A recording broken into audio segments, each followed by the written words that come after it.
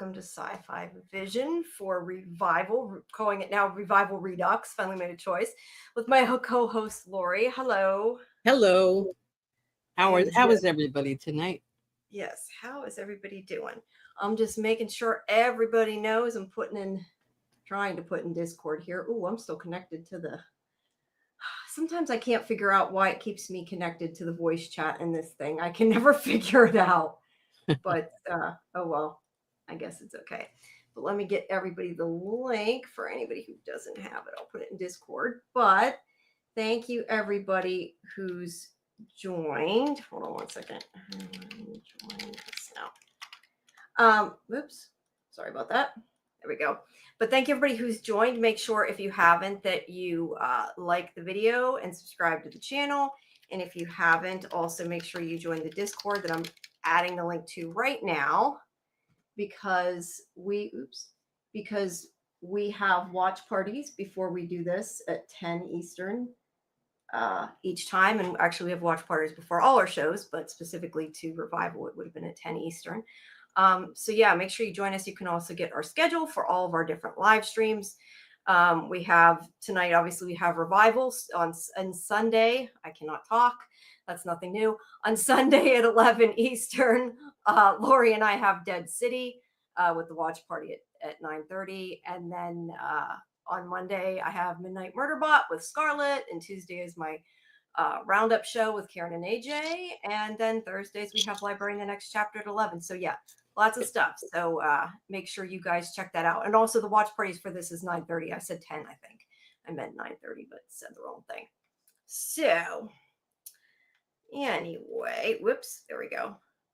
So yeah, sorry, I'm like not with it tonight, but yeah, please make sure you like and subscribe, and make sure also if you're watching on Sci-Fi Vision that you subscribe to Laurie's channel, Real Cinema Therapy, and yeah, if you're on her channel, I'd appreciate it if you subscribe to Sci-Fi Vision. Subscribe to both of us. Yeah, subscribe to both of us. And like the videos. And when the stream is done, if you can go back and put in a comment, it would be greatly appreciated because that signals the algorithm to put this video out to more people.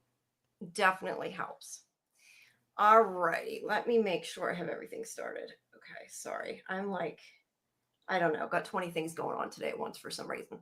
All right, and if you guys have any comments on what we're discussing on the episode in general, on the show in general, please put it in the chat and we will get to your comments. And if for some reason I don't see them in StreamYard, hopefully I will catch it in YouTube. I know sometimes they haven't been shown up in StreamYard, but yeah, we will try to get to everybody.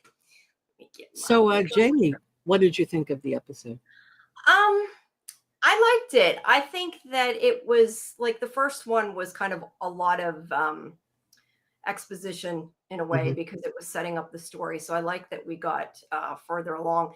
And I like that I think the thing that I was looking forward to finding out that I was glad they told right away was about M's, what's wrong with her and why they keep saying her condition. Yeah. And we didn't know what the heck they were talking about. But we finally know in this episode why her father, her sister, why they've been so protective of her. So I kind of get it. I do think still her father's maybe a little over the top at times, but I get he cares about her. He's not trying to well, that's an understatement, but yeah, I said he's still a little over there, a little much, but overall I think he still cares about both of them. And yeah, but I like that it moved the story forward and we find out more about the violent reviver as well. I was glad that they didn't just drop that storyline and that's a continued part of it. What did you think? But yeah, but with that reviver though, it was very strange what happened, which we'll get into that in the parking lot. So how did she turn into this person?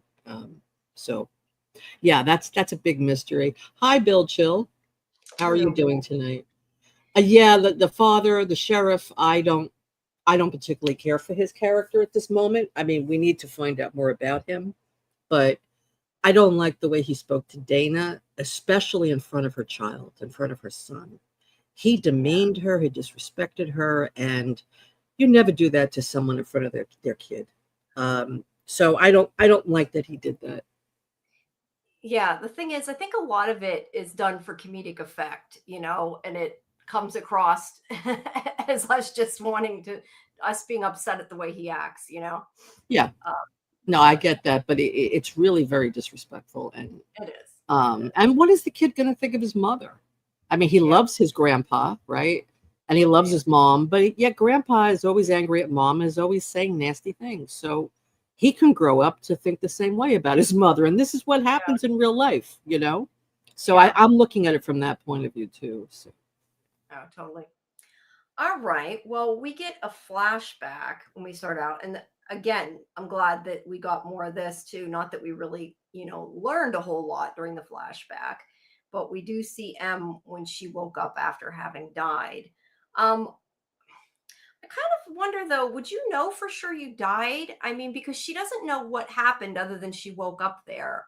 So I feel like, are we missing a piece of it or something? Because waking up in the like at the bottom of the bridge, I guess I should say, in the water under the bridge, like she could have went in the water. There's nothing that says she went over the bridge. I mean, I know we're supposed to assume that, and she probably did, but I just wonder, it makes me think, like, in reality, if it was really you, would you have automatically assumed that you were dead, at least well, not from this part. well, I got the impression that she was very confused, that she didn't Yeah, understand what happened. And even I when guess that's true. We're seeing it after the fact. We're seeing it after we know. yeah, and when she got up on the bridge, I mean, she was remembering doing drugs. And that was the last thing she remembered. So I don't think she knew she was dead. I don't think she knew it until she came home and her roommate was watching the news and saying, "Oh, these zombies have come back to life." And I think that's when she realized. Yeah. Yeah, I like I said, I think after I said it, I thought about it. We're seeing it from the point of view of we already know, but yeah, it might have taken her a while to figure out. I Yeah. actually would like to see the moment that she did figure it out, but we probably won't. But yeah, it'd be nice to see it. Yeah, I would like to see some people who have like a memory of being dead. Like Mhm. they saw the light, they went through the tunnel, and then they saw their loved ones. I mean, people who actually had a memory of it. I would love to hear that. Yeah, I would too, but I have a feeling the way they're talking about it, it's kind of like they were alive, they were dead, they were alive. There was Yeah. no in between. But yeah, some of them should have, like you said, had a quote unquote near death, actual death experience. Actual death experience. Actual death experience. That's gonna be a new thing. We have to coin a new term now. It's actual death experience. Yes, that's near death experience. Bill Hi, says, Trey. hi, Trey. Bill says the bone disease where bones break easily is called osteogenesis imperfecta, also known as brittle bone disease. It's a genetic disorder that causes bones to be weak and fragile. And I think two different people have it to different extents. I know it's like that in the movie Glass. I can't think what the first movie's called, but where the character has that. But she seems like, and I don't know because all we see is her father like worrying about her, but it seems like she was able to, maybe she couldn't do anything dangerous, but she lived her life. I know some people have it a lot worse where like they bump into anything and their bones break unbreakable. Yes. You know my memory, Kimberly. Right. Um, but like, so I don't think she had it so much that she bumps into something and she gets a broken bone, which some people do have. But she does break bones easily, so she wouldn't want to do something super dangerous. Probably wasn't allowed to go out and play with other kids when she was little, though, that Yeah. kind of thing. So yeah, it would still be definitely sheltering and hard on a person growing up, though. But And they said she only had stage one, but like the doctors said, well, even stage one is very painful. It's very difficult to deal with that. Um, and this might explain why she started taking drugs as she got older, because it is painful. yeah, And she and was like medicating herself with drugs. I was gonna say even now the bones may heal, but they still hurt when they break. So I'm sure it's not. It doesn't tickle. Um, so yeah, she has this But flashback. let me ask you one question before we go on. They said that any health problem you had before death stayed with you. Yeah, It's the stuff that happens after death that heals very quickly. right. So she had this condition before she died. I wonder why her wounds heal so fast, though, when her bones break. Well, because she has the condition. She didn't have the broken bones before she died. Right. At least that's my understanding. Okay. Yeah, that makes Well, you sense. would Yeah. still have the disease, but not the actual side effects of the disease would be what Okay. that. That makes sense. Yeah, Bill Chill, you're right. Unbreakable Glass and Split. Elijah Price. And I think Elijah, I don't remember his name, but he had it, I think, a lot worse because obviously he was like confined to a wheelchair, and yeah, Yeah. it can be a lot more debilitating. So she's at least able to kind of live her life anyway. Maybe not a fantastic life, but she's at least lived her life more than maybe Right. some people. I know it would be a horrible thing to live with. But yeah, she has this flashback and she remembers waking up with the wedding ring. And it's hard, I couldn't get a screen capture of the exact moment to show it, but she throws up the ring because she says that later. That's how she finds it. She like spits it Yeah. up when she wakes up. But yeah, she remembers being in the water and then on the bridge where she finds her clothes, which I guess actually that would imply that probably you went over the bridge if your clothes are still on the bridge and you Right. wake up under the bridge. But so yeah, But it she doesn't doesn't mean know that what she happened doesn't mean that she jumped though. though. I mean, yeah, you would assume that. But Right. like we all did, right? Watching this. Yeah, I mean, I would assume she might have been pushed, but I would definitely assume that she went over at Yeah. some point. So she goes back to her dorm. Now this is, I was gonna say, I'm not, I guess this is this right after or is this now? I'm not sure. I think this might be now. I can't remember for Well, her sure. roommate said she was gone she didn't see her for a few days. So she thought she was in her room. Okay, so Uh, this must have been then when she first died, I guess. I wasn't sure if this was the end of the flashback or not. I was trying to remember. This must be yeah. still part of the flashback. But yeah, I mean, we knew she was depressed. We'd already known that, but the only thing I really have make notes was that they made a comment about the weeks 28 later, 28 weeks later movie. Yeah, I think that's the question, Bill. Was she pushed? Did she jump?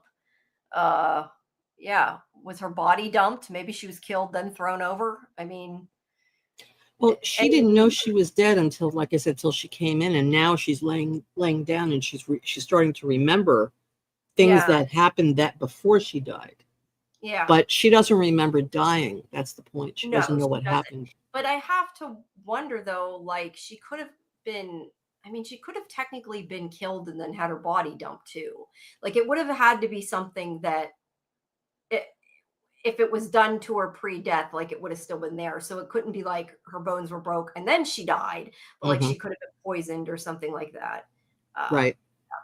so, but anyway, A shameless plug. yeah, I That's know. cool. Oh, hey, it's a zombie movie, right? So it works. Yeah. But Kay is complaining a lot that she's lazy. We don't want to stay on there too long. Yeah, Samuel. We find that out later at the end of the episode. That's true. Yeah, So, and it's funny, her roommate here is acting like she doesn't know that she's dead, right? She's like, yeah. oh, what you see what's going on with the zombies. So I wonder when she realized it when she overheard their conversation. That's how she, okay. Yeah, yeah, she was hiding Sh- in the Right. closet or whatever. Um, yeah, I'm gonna a couple of these I kind of agree, things Bill, closer that the professor is very sus. I agree with you. There's something that he's hiding. Okay, well, since Mhm. you mentioned, I'll put it up. I was gonna, I was gonna start holding it until we got to that point. That's okay, but yes, I agree, and we'll get to that. And that also, Jamie, you had asked last week why she flinched when he touched her. It's because she has this condition.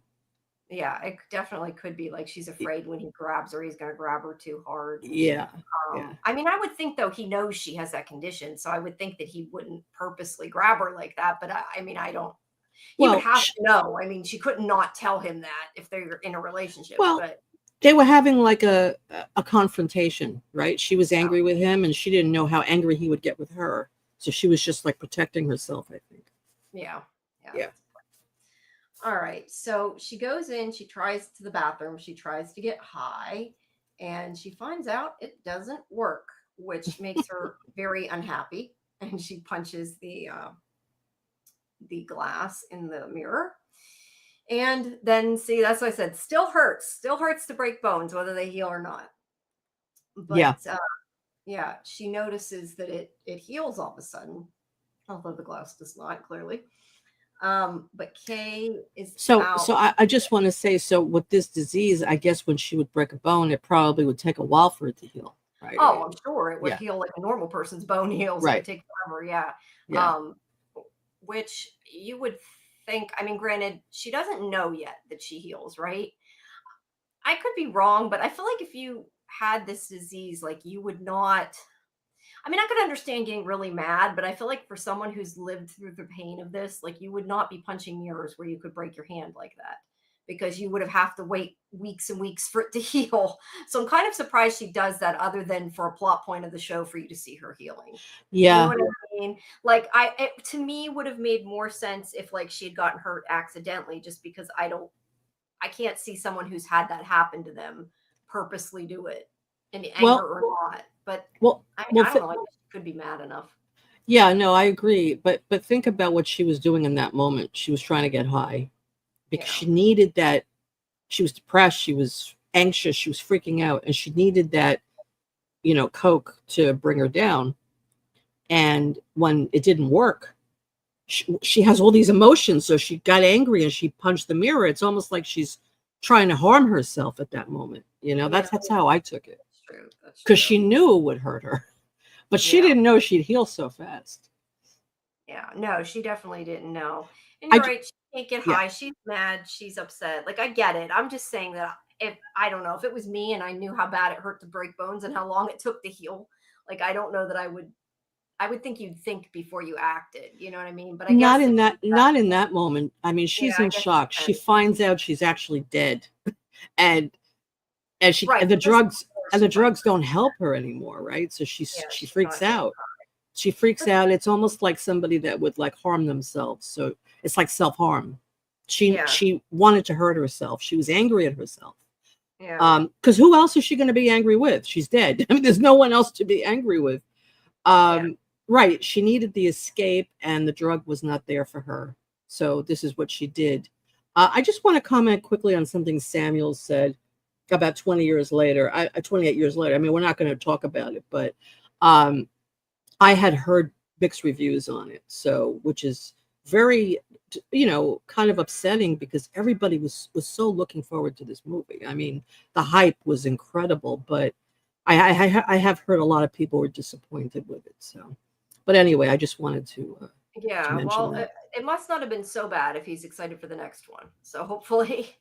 Oh, because the next one's going to have Killian Murphy in it. Killian Oh, Murphy is not in this one. Also, that's another I didn't problem know I that. think people were upset about. But anyway, I I don't want to get off the topic, No, but that's fine. I I just don't know wanted to enough mention about that. it. Yeah. Yeah. No, I get that. All right. So Kay is gonna go to see her parents, but M comes out in the living room here, and she's seen that her hand's healed, and she's like, shocked at this point. Now it's been on the news what's going on, so I would assume that she probably might have an inkling that that's what happened at this point. Yeah. I mean, you maybe don't remember your death, but if you woke up like she did and you saw your hand heal, I think you'd probably put two and two together. And she must, I mean, they must feel different too. Think about it. Yeah. There has to be something else besides their skin healing quickly. They must feel different in some way. Yeah. I would like to see somebody who didn't know find out. That to me would be interesting because then Yeah. maybe you know a little bit more. Right. But she cuts open her hand, which I get. Probably anybody would do that at this point. Like, wait, Yeah. that can't be real. We got to check. We got to check that again and see if it Yeah. really happened. That's got to be yeah. That's got to be freaky. But yeah, and then we got the opening credits, and I landed on a really cool shot, so I went ahead and kept it in there, even though we didn't need it. Yeah, I like that shot. Really cool. Yeah, I was thinking after I made the logo, I was thinking should have put like a daffodil in it or something. But then when I tried to do that, like it just looked like a flowery, girly logo, and it didn't match the show. So I went back to What about putting the skull in there in the logo? yeah, I could try that. I did Yeah. have a skull at first when I did it. I had a couple different versions, but Yeah. Yeah. I've been, like I said, I know other people don't know, but I've been trying to animate all day and I got it. Like it actually, I can show you guys it just because it irritated the shit out of me. I was so mad. Sorry, don't mind me. I have, oops, that it? Where'd it go? Nope. Must be this one. Hold on. It's here somewhere. Yeah, see, I have it and I animated it, but like when I knocked the white out, it took the letters out, and you Oh, I can't. see. Yeah. It's hard to see it. So until it's because there was more white inside the actual logo. So until I understand Da Vinci a bit better, that's what Oh, you happened. did that in Da Vinci. That's great. No, Yeah. I didn't do the animation in Da Vinci. I knocked the background out, and then I was trying to knock it out in OBS too because it was done different ways, and either way, I couldn't get just the background, so it needs some prepping, I think. Okay. But yeah, with having the amount of time I had, that's what I gave up and just used Photoshopped logo and tried to take out the white in the little bit of time I had left. I know it's No, it not looks nice. I like it. thanks, Looks yeah. good. But yeah, I decided, I don't know. I talked to you. I know we went through different logo titles, but I just thought Revival Redux made sense. And it was easy to make, I like so it. thank y'all. Let's see. Bill says we know a little of why the ring is in the intro. We need more information. Yes. Yeah. I mean, I'm assuming it's the wedding ring. We don't know whether it's his or not. I mean, he's like, look, that isn't my ring. I have a ring, but I don't know that necessarily proves it wasn't his ring. Oh, that's a good point. Bill said it could be Dana and M's mother's ring. I don't think so because it looks like it's a man's ring. It does look like a man's ring. It's pretty big, but it could even, well, no, it couldn't be her father's ring. Well, I hope it's not her father's ring. But I sure hope not. Hey, we're saying he's really a lot. Who knows? But yeah, I don't think it would be that. But I guess we'll have to wait and see. But yes, I assume it's probably Aaron's ring. But since he had one, I don't know. So then we go back to where we left the end of last episode after Dana knows that M's alive because she's survived being scythed to death, I guess is the best way to say it. Sliced with the scythe. Yes. Sliced with the scythe. Scythed to death. I like that. Yeah. So Dana is freaking out, as she should be, wanting to know why she didn't tell her, but they're running out of time because backup's coming, and she's like, you can't tell anybody. So Dana basically is like, you need to tell everybody that I killed this woman, which her name's Arlene, by the way, that she killed her and she was not involved, and she showed up after the woman was dead, and that the woman was a violent reviver, and that's why she had to kill her when she went crazy and tried to kill her, and then she had to stop her. Right. Which actually, I mean, that's believable. It's a little concerning the fact that M's covered in blood, but right. I guess the blood could have squirted. Maybe she got there right as she scythed her. I don't know. And Bill says, I was thinking, why didn't the police EMT restrain? I'm assuming that's restrain the old lady's corpse. Well, okay. Think about it from like a real person's point of view and not a TV show. Her head was cut open, like half her head was missing. I think they probably just assumed she was dead at this point. I don't even, and the thing is they don't know. I mean, we know they regenerate a little bit, but we don't know to what extent. So yeah, I would assume that they just assumed she was dead. And yes, you're right. They should have restrained her. That would have been the smart thing. But yeah, half her head was missing. So I'm not sure they were really thinking that through. Yeah, that was a major screw up, actually. I mean, it's always best to be safe. Part, yeah, play it safe, right? But they have zombies. We've all seen enough zombie shows and movies. I guess that's a good point. If you know that people are coming back to life, you would think, well, what if she comes back to life again? Maybe we should be prepared. But the thing is, Bill, no one else is a zombie except for her. All the other revivers came back like themselves. She's the only one that's acting like a zombie, right? Yeah. I would question, though, that maybe she could come back again. Mm-hmm. But I'm guessing no one else has come back since Revival Day. Because otherwise they might think that. Right. That's what I'm thinking anyway. That's right. So let's see. So that's the story that they're going with. And the deputy, and I don't have their names, but the two, I guess they're two deputies, or two people from the police station. They come in and tell her, she tells them what happened. And then we flip to Cooper, who I think it wasn't super. To me, it was still part of the weird music, but that was supposed to be something he was hearing, wasn't it? Because it sounded like it definitely to me, but he never said anything. He just said to his dad, "Do you hear that?" So Okay, he did say that. So he yeah, did hear something. Yeah. yeah, This part was strange. Well, we'll get to it. I yeah, don't really understand this. Maybe because the sheriff knows this guy, it turns out. So it's yeah, very bizarre to me. But yeah. anyway. It is. Bill, she was scalped, not decapitated. Well, when they show her, her brain is partially sliced off into the other part of the skull. So I think she was a little more than scalped, supposed to be. She wasn't decapitated, though. You're right, but I would say like a quarter of her brain was was not there. So I would I assume would say anyone that died and comes back to life, you you would can't watch. use normal logic. You have to take No, you're totally right. precautions, You're you totally know, right. right?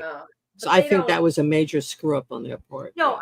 I do too. But I mean, that's one of those things where it's a TV show, and Oh it yeah. wouldn't have been good if they If did. they tied her up, she wouldn't have been running around the hospital.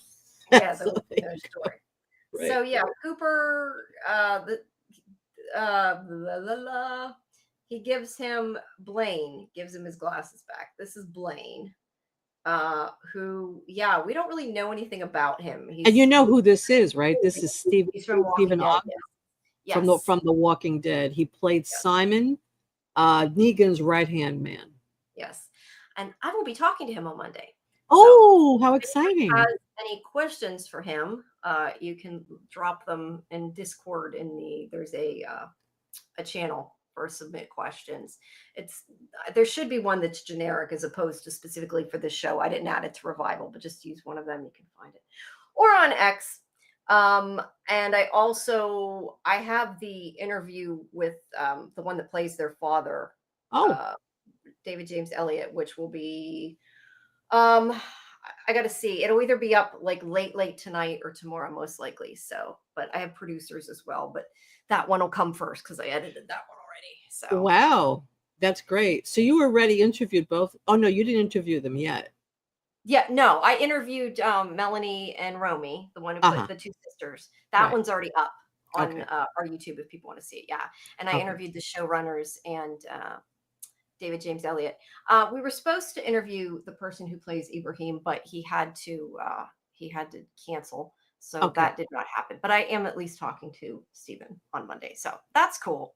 I was That's trying to great. get that. I was happy. I wanted to talk to him because I also knew him from Walking Dead. So, um, okay. So Kimberly said he isn't the one in the stand. She was asking me that earlier. I didn't know. So there's the answer. I No, guess he not. wasn't in the stand. No. No, but apparently he's from Better Call Saul. That's where Sam knew. Whoops, that didn't pop up. Sam knows him from Better Call Saul. Yeah, I knew him from Walking Dead. I mean, he's been in I think a lot of things, so he's kind of like a character He actor. was the bodyguard in Better Call Saul. I don't remember that. Wow. I don't know. We'd have to go look. Interesting. But anyway, he's mysterious. He's a little creepy, I guess I'd say. Like we don't really know a lot about him. But he's nice to Cooper. He doesn't say anything other than he needs to get unlost or something like that when he says that he got lost in the woods. Oh no, he doesn't say get unlost. He says go back and be found. Sorry, he tells him Yeah. he got lost. So yeah, he tells him to go back, find his way back, and he doesn't really help him go back. But I think that he probably would have if he went the wrong direction. I Right. get the opinion because he was just kind of saying, go back and find whoever you're supposed to be finding. I think he just didn't want to be a part of it, maybe. But he after and look there that's also of interest probably the fact that there's these dream catchers all over the place. I don't know if that is anything to do with the revivers or they just like to put dream catchers in the woods. Yeah, it's interesting because in From they had Yeah, dream catchers, and you see this a lot lately in a lot of yeah, shows. yeah, yeah. So Well, it dream catchers symbolizes, catch, yeah, yeah, to catch evil spirits and that kind of thing and right. to, So they're trying to imply that this guy is evil. maybe, or that he's in a. I see. I would more take it that that place is warded against evil if he Mm, hung them, but maybe he didn't. Maybe they're against him. I don't know. I kind of right. assume they might be his because he's in the woods. I don't know. I guess he could just be happen to be in the woods, but I kind of assumed they were. It Yeah, was his. because there's three of them in this shot. there's one on each side, Yeah. and then there's the one right in front of him. Look at that. Yeah. Okay, I think that comment's about Better Call Saul. I'm like, what? The pharmacist guy. I'm pretty sure that's about Better Call Saul because I don't understand it. So I'm asking. You know, Samuel, I saw it a while ago. I really don't remember him being in it, but I'll take your word for it. Yeah. Bill says that Cooper and Blaine seem to have a gift. I'm not sure whether if Blaine heard it or not. I'm assuming that's what you're referring to, the fact that he heard the sound, but maybe you're not. Maybe I'm misunderstanding, but I'm assuming you mean that he heard the sound and that's why he was out there, which might have been the case. We really don't know why he was out there, but Right. But yeah, he knows something. Hello, Fletcher. Welcome. Hi, Fletch. Haven't seen you in a bit. All right. So anyway, he tells him to go back, is the gist of that scene. Then his grandfather finds him. Yeah, Samuel, he was a minor character. That's why I don't remember him in the show. Yeah. But he doesn't, I think says he met somebody. I don't think he tells anybody who. He just says he met somebody in the woods. Yeah, he doesn't say who it is. I don't think he knows who it is. I don't think he knows him. No, well, the kid wouldn't know. Yeah. He wouldn't know. The kid doesn't know. To explain it. But anyway, so M's getting checked out by the paramedics, and Dana is telling this cop here that, oh man, my tooth is starting to hurt. I got a cavity. I got to get filled. I'm waiting to get an appointment in. Anyway, they both agree that they're going to keep the sheriff out of what's going on. I'm assuming that this is more just kind of like they know he'll freak out because M was involved and she was involved. That would be my take on that. But yeah, they're going to the hospital. They don't want anybody to discover about M, but that guy doesn't know it. Only Dana does. So then we have Ibrahim here, and her name, I guess, is Carla.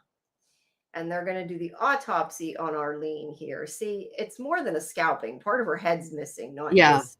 Yeah, wow, a lot of her head is missing. A lot. It's part of her brain. It's not just the scalp. Because I agree with what he was saying earlier. If she was just scalped, she could be alive. But that's more than a scalp. Right. But sorry, I try not to keep it on the violent pictures too long, just because I don't know if YouTube will try to block it. Mm-hmm. But so anyway, Dana is trying to talk to her while she has a couple minutes again, and why didn't you tell me? And she's telling her she wasn't in a good place, but that she'll try to tell her everything after. But they can't right now because their father's coming in. And he's the father really irritates me. You're going to be interviewing him. That's a question. Him. You already interviewed him. Sorry. No, I need some coffee. I have to wake up. No, that's okay. It's confusing. Okay. Yeah, no. I interviewed the people already, except for Stephen Ogg. That's got it. Because I would have asked him if I could have. How do you feel about your character being this way on the show? I hadn't really. I should have, but in all honesty, I hadn't really seen him as quite as much of a douche as you're saying. Sheriff douche dad, I like that. Sometimes I feel like when you discuss something, you notice something more than it stuck out when you see it. You know what I mean? When you're watching. But Jamie, think about it. He's yelling at them in front of people in the hospital, in front of the kid. I mean, he's airing their family stuff, in public.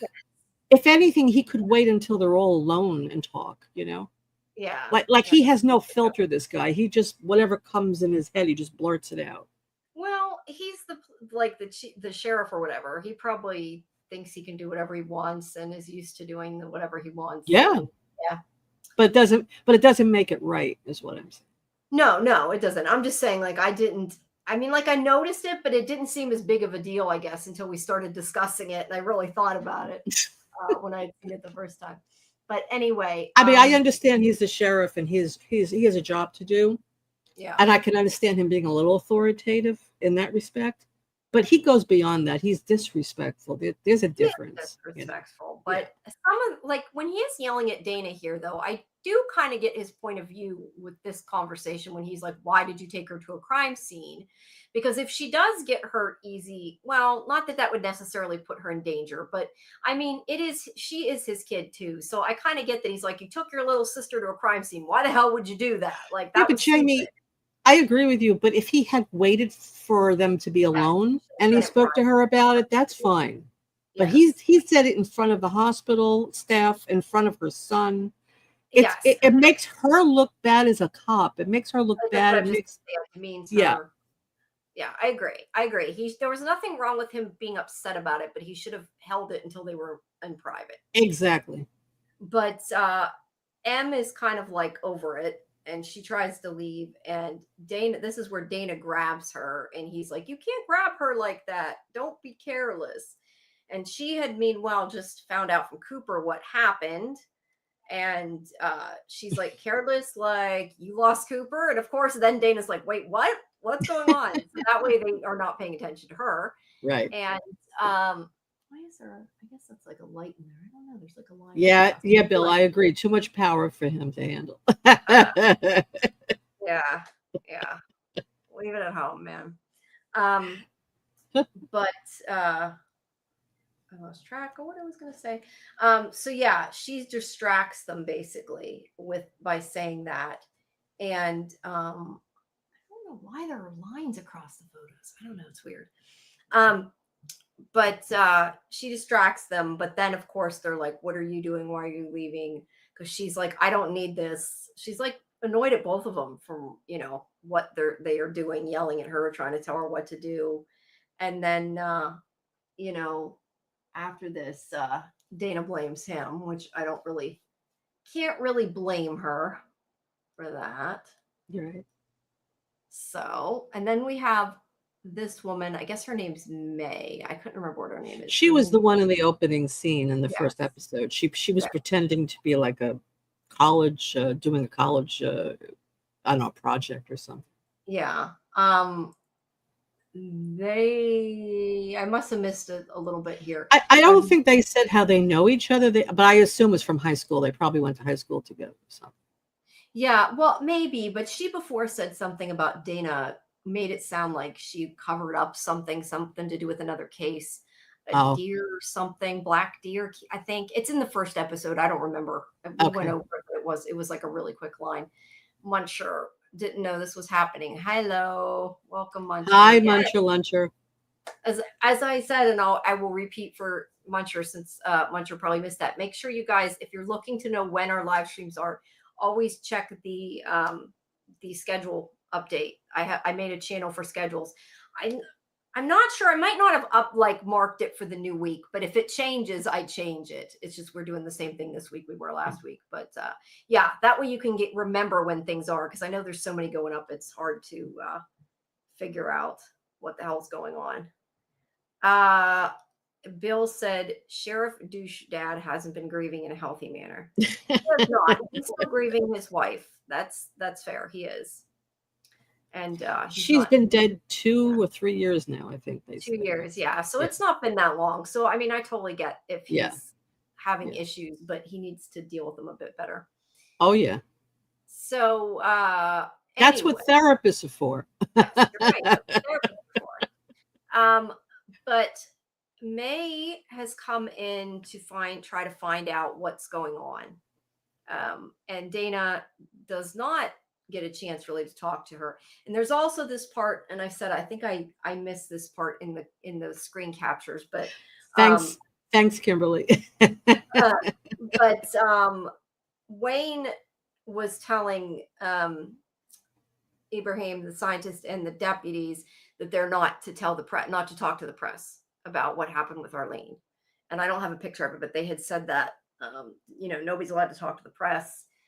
And he does tell. So she's actually a reporter, I assume, yeah, she's right? a reporter, but yes, she does know Dana. But she's trying to talk to Cooper either way, and Cooper's telling her that he met a guy in the woods. Doesn't tell her who, but this is when she comes in, and she tells the other cop that's there. I don't know if I'm going to find out these were out of order and that's why I'm missing them again. Sometimes that happens.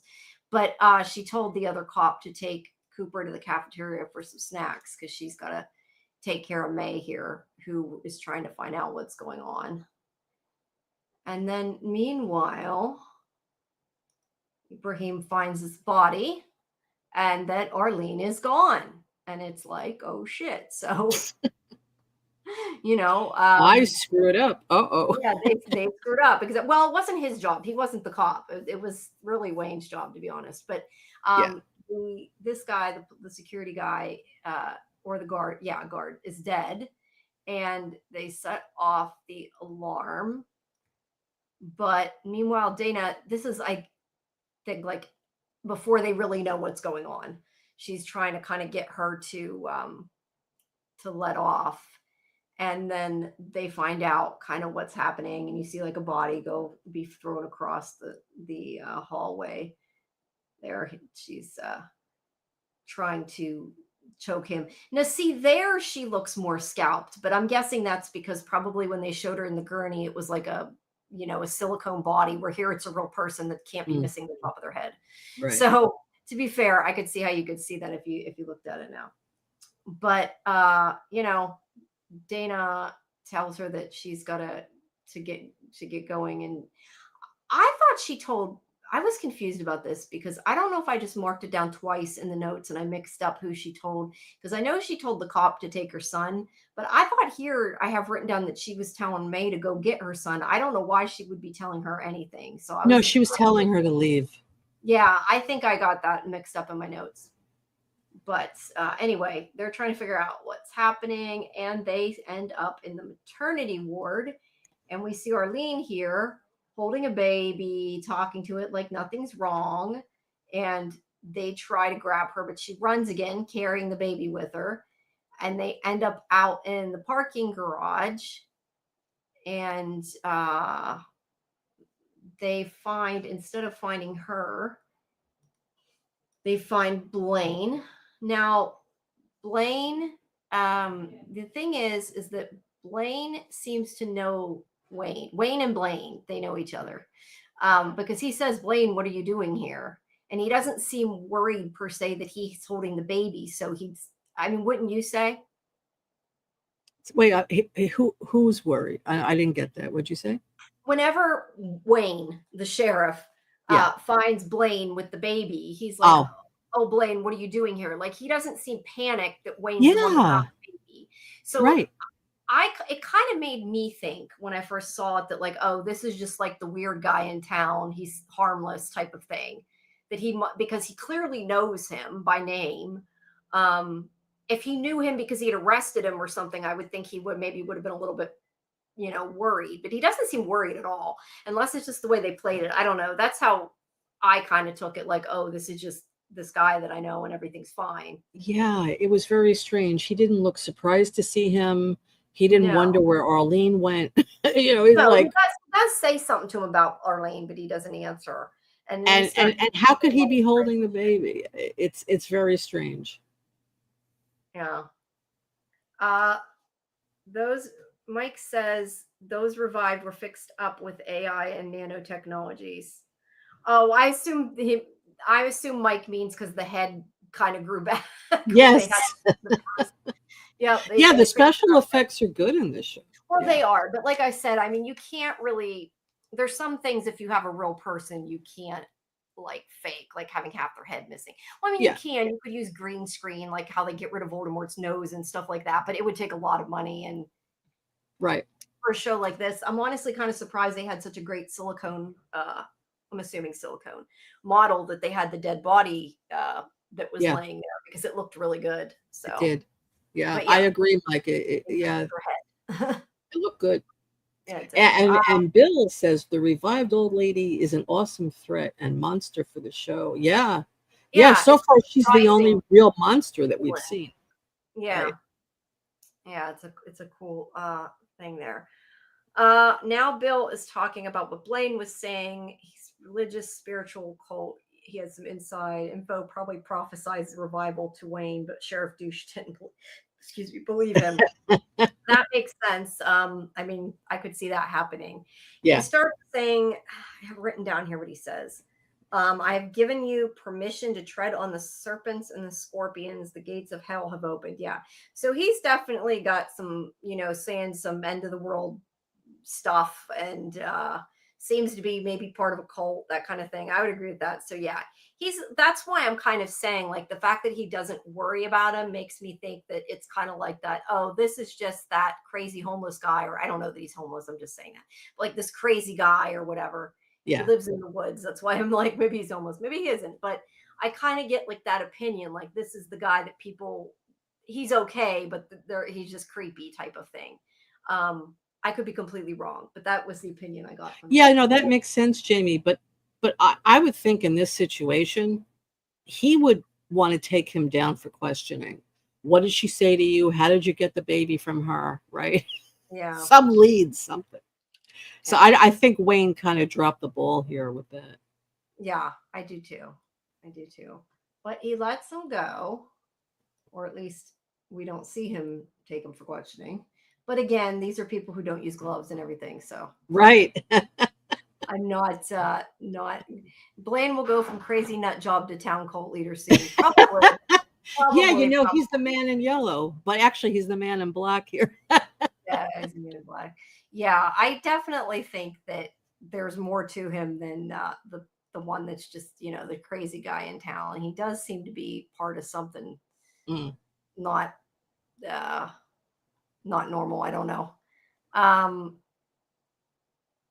I would have to. I've seen part of The Stand, but it was so long ago. I don't remember The actor that played the evil guy, I to don't know what he remember looks his like. name. The actor, he wasn't very well known in the TV show, the original. I think it was a multi-part series. It had Rob Lowe in it, and Yeah. uh, uh, So, quite a few well-known people. Um, and no, that's definitely not him. Now there was another remake of The Stand done later. I don't think yeah. I saw that one. I don't remember who's in that one. Part of the new one. Yeah, there is a newer Stand. I don't know. See, usually he doesn't even have long hair. He usually looks a Yeah, lot different he has because short hair usually. so Yes. yeah. But So Kimberly, he was in The Walking Dead. If he looks familiar to you, maybe you know him from that. He yeah. played the savior Simon, Negan's sidekick. So he had a pretty big role in The Walking Dead. Yes. Yeah. That's where we know him from. So Wayne talks to Abraham, and wait, he knows. Okay, Mike He says looks like David Carradine. Yes, he does. he kind of does. Who was also, well, he was in Fear the Walking Dead, not Walking Dead, but yeah. David. Oh, that's right. He was. I forgot. Yeah, Yeah. David Carradine. That's right. I had talked to him, that's why I remember. Yeah. So both that reminds me of them. He wasn't, it just gives me a vibe. He's gonna be the one in charge of the evil ones. He may be. We'll have to Yeah. Yeah. have to wait and see. But Sheriff here talks to Ibrahim and the mayor. About Yeah, Randall Flagg. That was the name of the evil guy in the Stand. That's right. okay. Yeah. So glad you remember him, Yeah. Kimberly. Yeah, he was great in The Walking Yeah, Dead. he was good. He was good in Walking Dead. And he was in Dead City. Do you remember the first season? I think towards the end. I don't know which episode it was. He appeared to Negan in like a hallucination. Oh, he wasn't actually okay. He was Yeah. in a vision flashback thing. Yeah. Okay. Yeah, I do kind of remember that actually. Was it a clip from the original show though, or was it No, he actually came on the show and he shot that scene with Jeffrey Dean Morgan. Yeah. I see. Yeah, I wasn't sure. All right. So they talk to the mayor, and basically Wayne is like kind of, I don't know, worried about what the revivers are going to do. The people are going to be freaking out about the revivers. Like he wants to lock them all up, and the mayor does not want to do that. And this is where Abraham says that cops have a history of mistreating and abusing marginalized people.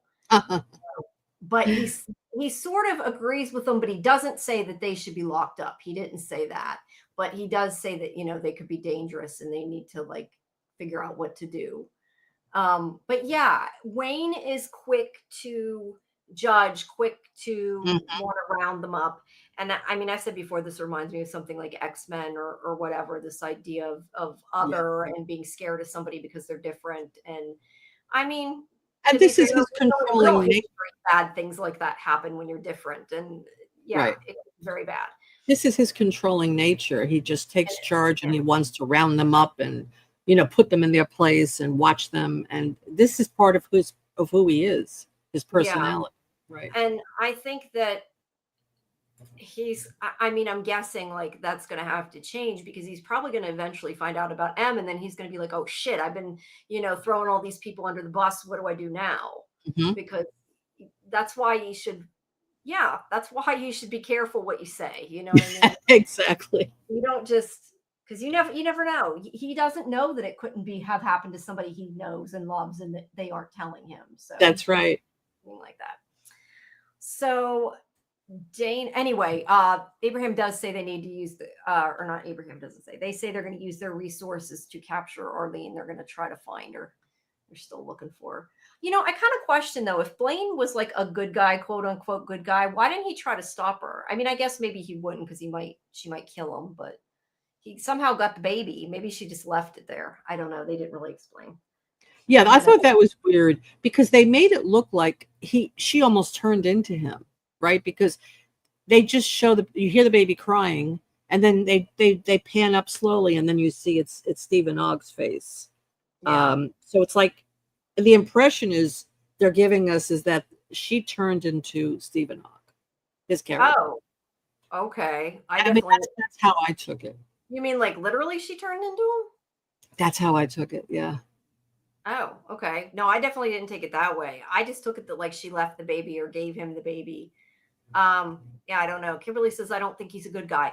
Yes, I don't think he's a good guy either. I'm just saying the fact that the sheriff doesn't seem to be bothered by him. I'm saying like, yeah, that he didn't even try to stop her, but he might have been worried she'd kill him too. And But I where did she really go? don't That's the whole point. I don't It's like they didn't even continue looking for her. Like they just stopped and they saw him, and it's like, well, why aren't you looking for Arlene? know. Yeah. So it's almost like that's why I think the interpretation is that she turned into him. That's a really interesting interpretation. I had Yeah. not even thought of, but yeah, I mean, Hmm. maybe they can change their body. We don't know. And she's got something weird going on with her. I just kind of assumed that she left the baby and it was kind of like a little bit sloppy writing there.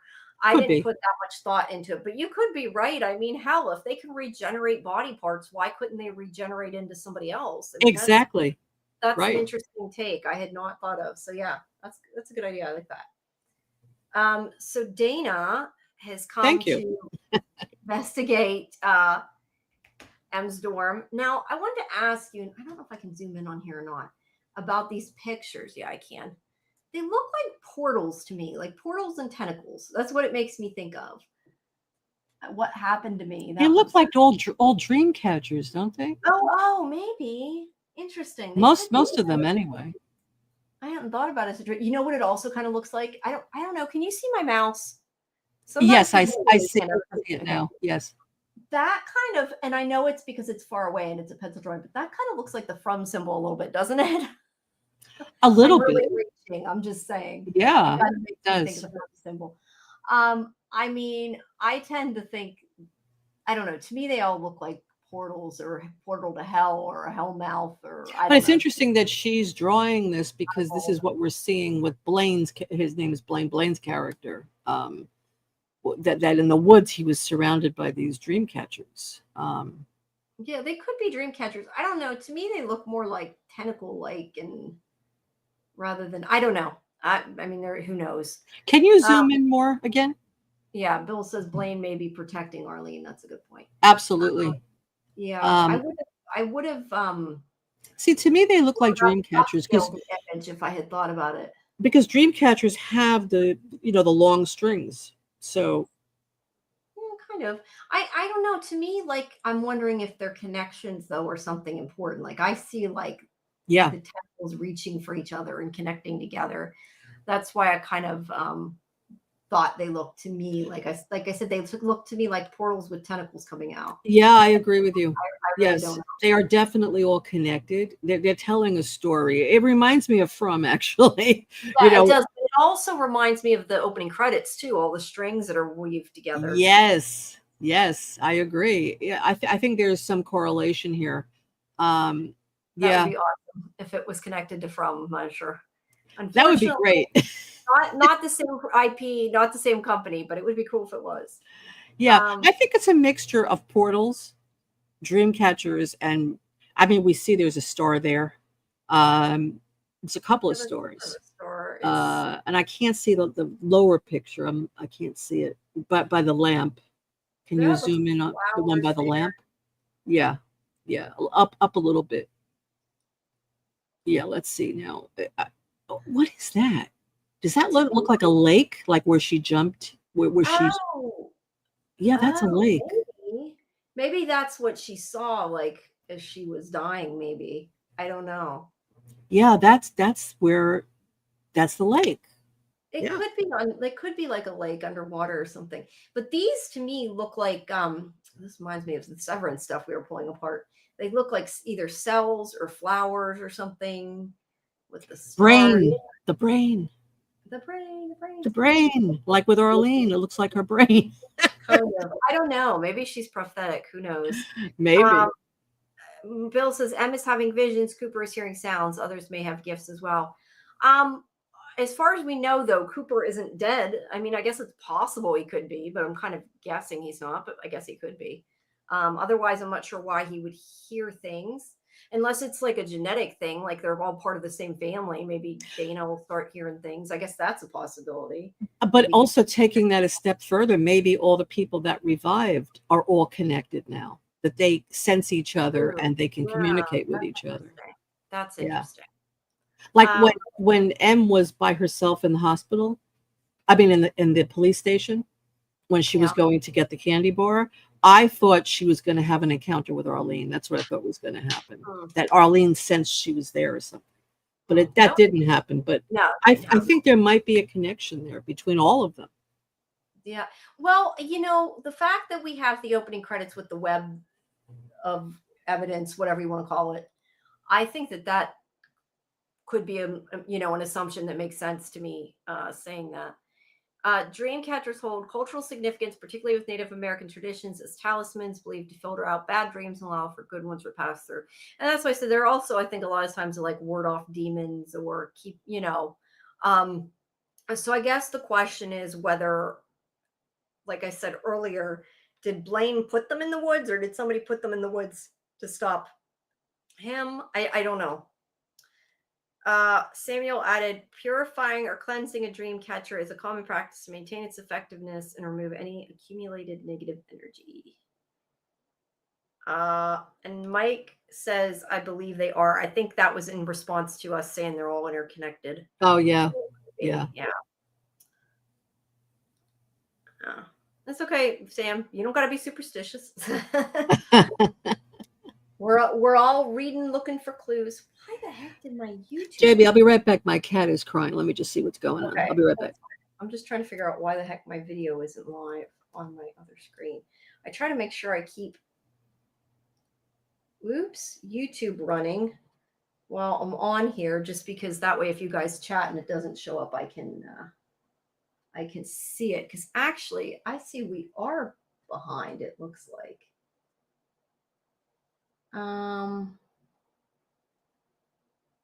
Yeah, no, I don't know. The chats aren't synced. That's why I'm trying to figure out what's going on. So if you guys say something, I might not see it right away if it ends up in YouTube because it's whatever reason YouTube's behind and yeah, they're not synced. Anyway, they are coordinated by a super mind. That would be interesting, like a hive Okay, mind. I'm back. Yeah, sorry. Mike says they're coordinated by a super mind. That would be interesting if they have like a hive mind Yes. thing going on. Yeah, I think so. I think that it would explain why that guy Blaine happened to show up there at that moment.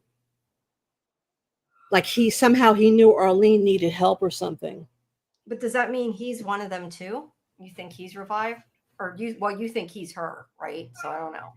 Well, I Maybe think he could be either her or he's somehow connected to the revivers and he shows up when they need help or something. Um, maybe he's not her, but maybe he's helping her. Oh, the kitten's fine. Thanks, Muncher. She was just I think she was just lonely. She was calling me. making noise. Yeah, I Yeah. usually it's my dog that's doing that, but she's I think in bed. Um, Bill says about the web in the beginning with the skull, the connection to Spider Woman, the hoop, and the web designer reminiscent of Spider Woman Sibikashi, a protector and nurturer in Ojibwe myth. I'm not saying that right. It makes me think too of Anna. I want to say Anasazi. It's not Anasazi. Anasazi's X Files. But it sounds kind of like Anasazi. It's the spider, like the goddess of spiders or something like that. Mm. That reminds me of when he says that. But I'm not I don't remember. I'd have to look it up. But that's what that reminds me of when he says that. I don't really know. But yeah, there could definitely be things that are interconnected. But she finds all these drawings at any rate. And I lost my pictures. Hold on. I gotta grab the thing here. Okay. There's another. And then she also finds her clock radio that has a bag of pills in it, which is not good. And she, comes out and starts to talk to M. And I love, she's like, this is your idea of leaving me alone. She's like, you're coming here to complain about the drugs. And Dana's just trying to talk to her and help her. And she's like, I thought you were doing better. And she tells her that she was, but then she got in the accident and it got bad. Although now she's clean because, she can't get high. So, which isn't probably really what Dana wants to hear, but yeah, at least she's not getting high. Bill says dream catchers are often associated with this. Oh, wait, that's what I've already put up. It came. You know what I think would be. You retyped it. Okay. Okay, he did retype it. That's not. Oh. Okay. But yeah, that's what I was talking about. You know, it would be interesting. Doctor Who. I don't remember. What I think would be interesting here is since the drugs don't do anything for her anymore, and she needs that release, I could see her starting to cut herself just to feel something for the moment and then see it heal. I could see. Well, I think they may show us cutting herself. They might. Yeah, so I think that would be interesting. And sorry. This is gonna make me mad because I want to know what it is that I'm thinking of. And Nancy, that's what it is. And Nancy, the African spider god. I'm sorry. That's what I automatically thought about when he was talking about it. I'm like, what is the name of this? Because it was in Doctor Who, and I couldn't for the life of me remember what it was called. Right. Nancy. And probably has nothing to do with this. I just got off on a tangent there. Sorry. But yeah, I agree with you. We might see her trying to hurt herself, or that she did hurt herself, or we don't know. See, with people who cut themselves, people do it for different reasons, but sometimes it's a release of emotion.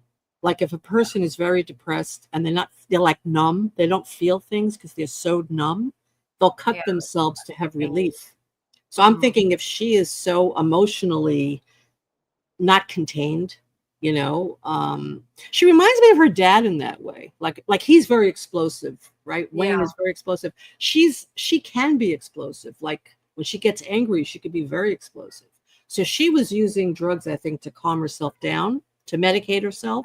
And now she can't, so she may start cutting herself. That's why I say it. She needs that release. Yeah, so I think she might do that. That could happen. Definitely could happen. But Dana's asking her about how she got that many pills. She says she got them from the pain clinic. If you have that much money, they don't care. And then she's like, where did you get the money from?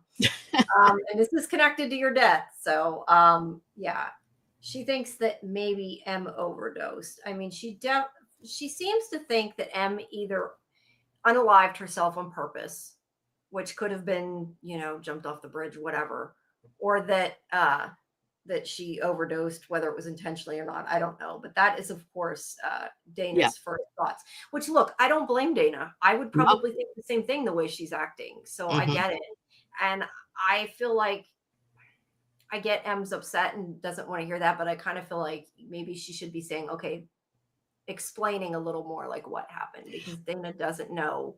I mean, I know she doesn't know how she died, but I mean, maybe if she talked to Dana about how it was going before all this went down, it might help Dana to understand, because she never came to her and she kind of wants her to now. But Yeah, yeah, I mean, I think M really is very confused about how she died, which we find out afterwards that she doesn't really remember how she doesn't died.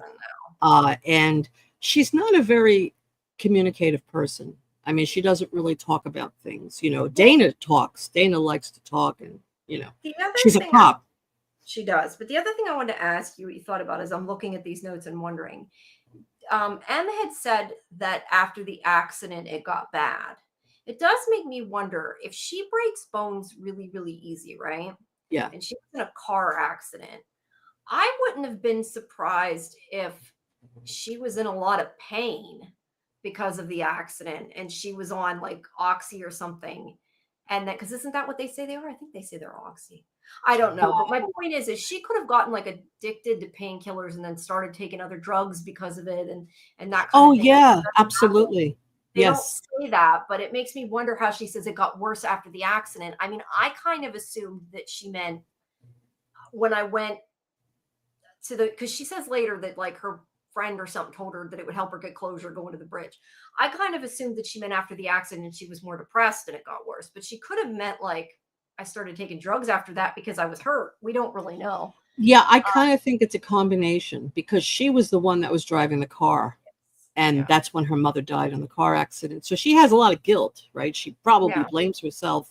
And was she drugged when she was driving? Did they mention that? Was she high?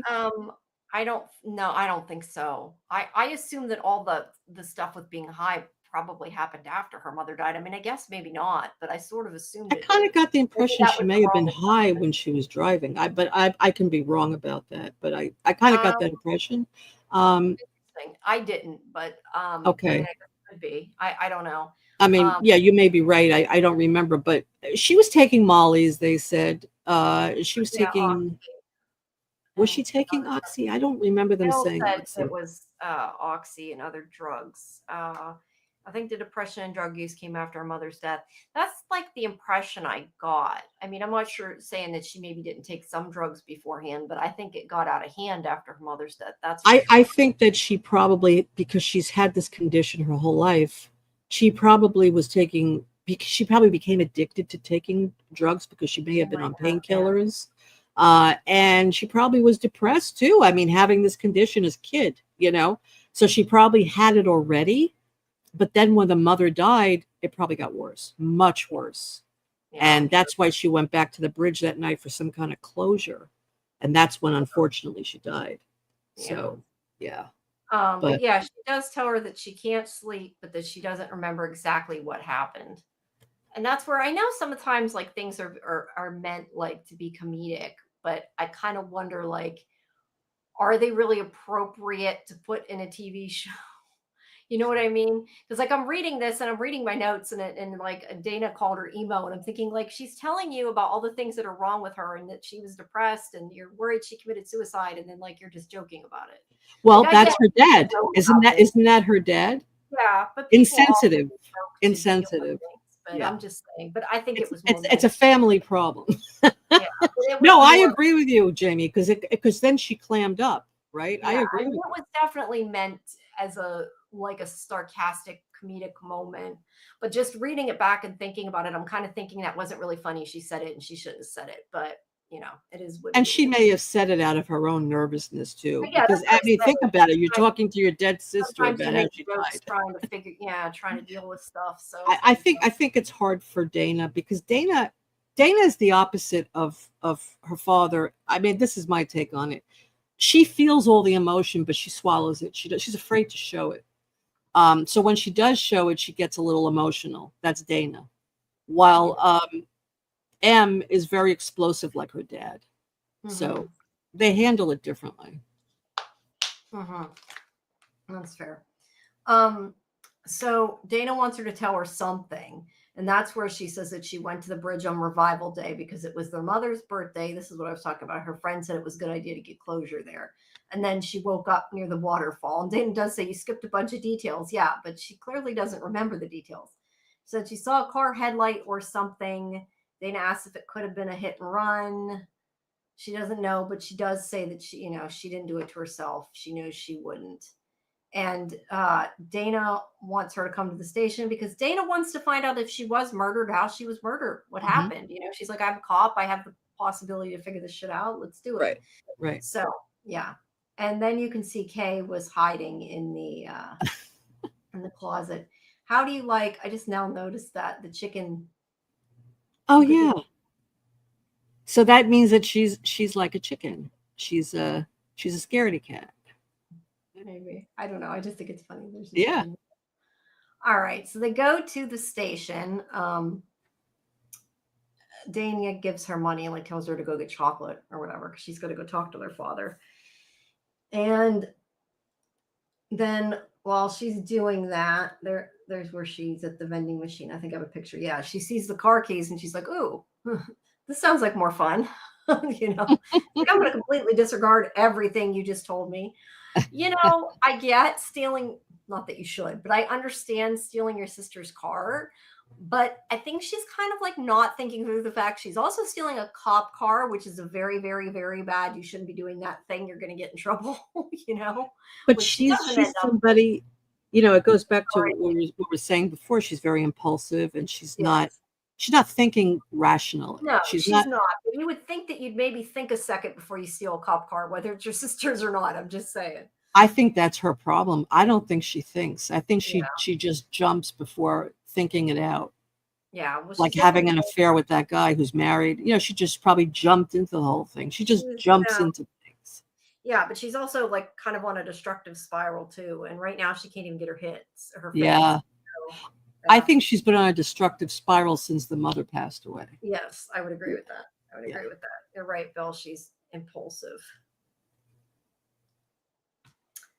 All right. So she talks to. I'm sorry to interrupt you. I'm just getting all these connections that I just want to verbalize. Like, oh, go ahead. It's the therapist in me. Dana has to be the good girl. She's got to be the good kid, right? Because M is such a bad kid. But M is protected by the dad because she has that bone disease. So it's like we have to protect her, but it's okay that she's bad. While Dana tries to be the good one and it's not appreciated. Her father just completely disrespects her. So I just I just wanted to make that connection. So I think it's not enough. Like she's always tried to probably be that perfect kid because of what's wrong with her sister. Yes. And her father doesn't seem to recognize it, I guess. Right. Nothing she does is ever good enough for him. Right. Yeah. Bill says therapy is awesome. Dana is filling the void, but carrying all the weight. Yeah. Yes, exactly. And he doesn't even appreciate, I feel like, what she does. No. He's always busy complaining about what she doesn't do. Right, because M is like the favored child in a way. She's the one that has to be protected from everything. He has to protect her, but he can unleash his anger and frustration on Dana. Yes. Yeah, and she's probably gotten that all her life too. Yes. All right. So Dana goes to talk to this guy his name is McCrae. I'm assuming that's his last name, Deputy McCrae. And how do you like his tail there? He's a weird looking guy. Yeah, he is. But she asks, I think they really get stereotypical about the small town podunk. I get that opinion with this show a lot. So anyway, she asks him about the pill stash. This is where he says they're oxy. So that's why I said like maybe she originally took them because she was in pain. I don't know. Mm-hmm. But she's like, well, how much would it cost to get this many? And says that she got it from a pain clinic. He's like, no, you wouldn't buy that many from a pain clinic. Like you're either dealing drugs or stealing them. And he's like, I'm not doing your job for you. But he gives her a file on those in Wausau that were arrested for drugs. Mm-hmm. And so that way she maybe can figure it out. But he says, you shake up the can, be prepared for the fizz. How do you like That's so lame, but it's funny. Bill says the death of the mother has fractured his family. Sheriff probably blames Dana for their mother's death, even though M was driving. Yeah, maybe Dana let her drive. I mean, Yeah. could happen. Mm-hmm. Yeah, I interesting. agree with that. He's Because Dana is the perfect scapegoat. She is. She is. Whoops. I'm clicking on the picture to take the quote down instead of the quote. Like looking at it, like why is it not coming off? Because I'm clicking the wrong thing. So then this is where she goes to talk to her because she realizes M took her car. And she's like, everybody's gone because of the manhunt. Sorry, the only person left is Ibrahim. So now she's got to ask him for his car so she can go chasing after Dana or chasing after, sorry, M. And so, yeah, she's going to go out to him. Now we have Aaron's wife, who we find out I don't think they actually say, but you're definitely, it's definitely implied that she has cancer, the way they've done it. I don't know if they say it or not, but this is the guy she was having an affair with, the professor, that's his wife. And yeah, they're talking about going to the bar. So yeah, makes him even worse, right? He's having an affair not only on his wife, but like his sick wife. That's just awful. It was awful already, but now it's more awful. Did you get the impression that she was a reviver? I don't know. I kind of didn't thought get that that. impression, but I guess it's possible. I mean, she could have had cancer and died, and then she came back. I don't know. I just had that feeling that she was a reviver. She could be. Yeah, I don't know. I didn't necessarily get that impression, but either way, he goes to okay, Tanema was reading what that said. Either way, he goes to the bar. I'm not sure why he's taking her to the bar. They're going to the bar. And M is following. And so she goes in to follow him in here to the bar. And there you see the start of the fight because she's watching on the news that woman about, well, it's about the reviver killing people. And she's making nasty comments about revivers. And M hears her, but M's just sitting there minding her own business. Well, not minding her business. I mean, she is stalking her ex-boyfriend, but you know. Bill says the woman, Aaron's wife's name is Nathia. I guess you pronounce it Nathia. Sick, dying, or a reviver. She also seems to know more. Maybe we really didn't get much on her at all. Yeah. Just that little tiny bit. Yeah, she didn't say much. No. So we'll have to find out. But meanwhile, Ibrahim helps out Dana, which he don't seem to mind too much. Although he does say, shouldn't we be looking for Arlene? Like she's like, no, because she cares more about her kid. And this is where that line is. She says something like, shouldn't you be looking for a Mabiba or whatever, however she says amoeba. And then I don't know, makes a joke about it. That was cute. I like that. I like them together. I think they're cute. Yeah. But this is where she goes, and these scenes kind of go back and forth. She goes into explaining to him about her sister and that she kind of led a sheltered life because she has this disease, this brittle bone disease, and that she hasn't been able to do a lot of things because of that. And she says, I don't think she's even had a boyfriend. And meanwhile she's having an affair with a man, which was I think why they did it that way, that she said it, and then they show her spine on her ex-boyfriend. So yeah, back at Nella's, the bar, Dana is still interested in. Yeah. I agree. I agree. And I think they're cute. I like them. I ship them. I ship them too. Good. But M has followed Aaron to the bathroom. She's cornering him. I'm guessing that, is this supposed to be their place that they were supposed to meet, or did she just follow him there? They didn't really explain that for sure. I wasn't sure about that. She followed him there. Because he said he was going to meet her at their place. When I watched this the first time, I just assumed that. And then I realized now, like watching it back, well, wait, no, because he was there with his wife. He wouldn't bring his wife to meet his girlfriend. So that doesn't make tons of sense. I thought that they were meeting in that dark alley, wherever that was, where she was sitting there looking at the ring. Oh, and he just didn't show up. Yeah. That makes sense. So she's like, I'm coming after you. You don't show up. Right. So yeah, she corners him. And Aaron stood her up. I agree. I just hadn't thought that through the first time, but I definitely agree. That's okay. I mean, it could have been afterwards too. Maybe they were supposed to meet and then she ended up in that place by herself. That's possible. Yeah, maybe. But either But, way, but there must not was a have shadowy been. figure watching her. And I assumed it was Aaron who chickened out at the last second and walked away, but it may not have been. It may have Maybe. been that guy Blaine for all we know. Yeah, I don't know if I had a picture. Let me see. If I have this one of her in the car. I think that's all I have about. I don't know. But either way, he wouldn't have brought his wife to meet his girlfriend, so he must No, have not intended to do it. So right. she goes after him to see him, and he thinks that she wants to get back together. She's like, "No, I don't want to get back together with you. I just want to know what happened." And she explains that she has the ring that she threw up, that she thinks is his ring, that she found when she woke up. And he's like, "Whoops, won't go so far." He's like, "It's not my ring. See, I have a ring." And it's like, that doesn't necessarily mean anything, but he's like, "I have a ring. It's not mine." But yeah, he realizes, well, first he says that he hasn't gotten any calls or anything from her because he blocked her calls back, the day, well, basically the day she died, that he started blocking her calls and her emails because she was harassing him. Um, yeah, it makes it sound like he tried to break up with her and she was not having it. I mean, that's Right. definitely the picture it's implying. But And it's he it's funny she doesn't remember any of this. she doesn't. I assume, I don't know. I mean, maybe they like lose memory from so long before their death too. I don't know. Maybe she hit her head Maybe. when she Or died. or maybe he's lying. Yeah, he could be lying. That's true. But either way, he's basically like, you got to quit following me.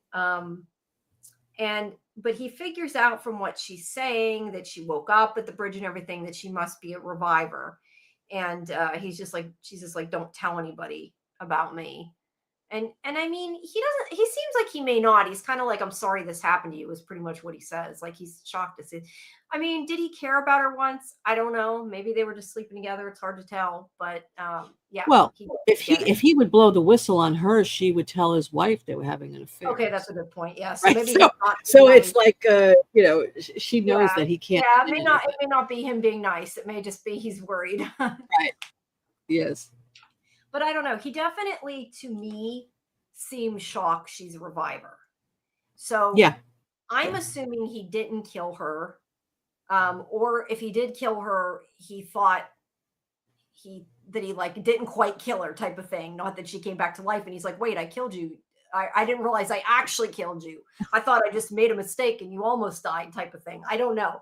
But it to me means that he probably didn't do it. Does he know something? Is he involved? I don't know. But he definitely seemed legitimately shocked when he found out. Yeah, and I mean he does have a ring. I don't know that he would like have a wedding ring if it was his wedding ring, but I don't know. But he could have gone out and bought another one. He could have, definitely could have, I but mean, it's a very simple thing to buy. It's a simple band, right? yeah, I was gonna So say it's also a plain gold band without anything on it. So yeah, exactly. it wouldn't be that hard. It's But anyway, possible that he wasn't he is sus. yeah, I he think he definitely knows more than he's saying. Yes. I agree. So back in the car here, this is where Dana and him were talking about what happened. Like I said, it kind of goes back and forth. She tells him about how Revival Day was her mother's birthday and that it had been 2 years since the accident. They were both in the car, but M was the one driving. So M obviously holds a lot of guilt.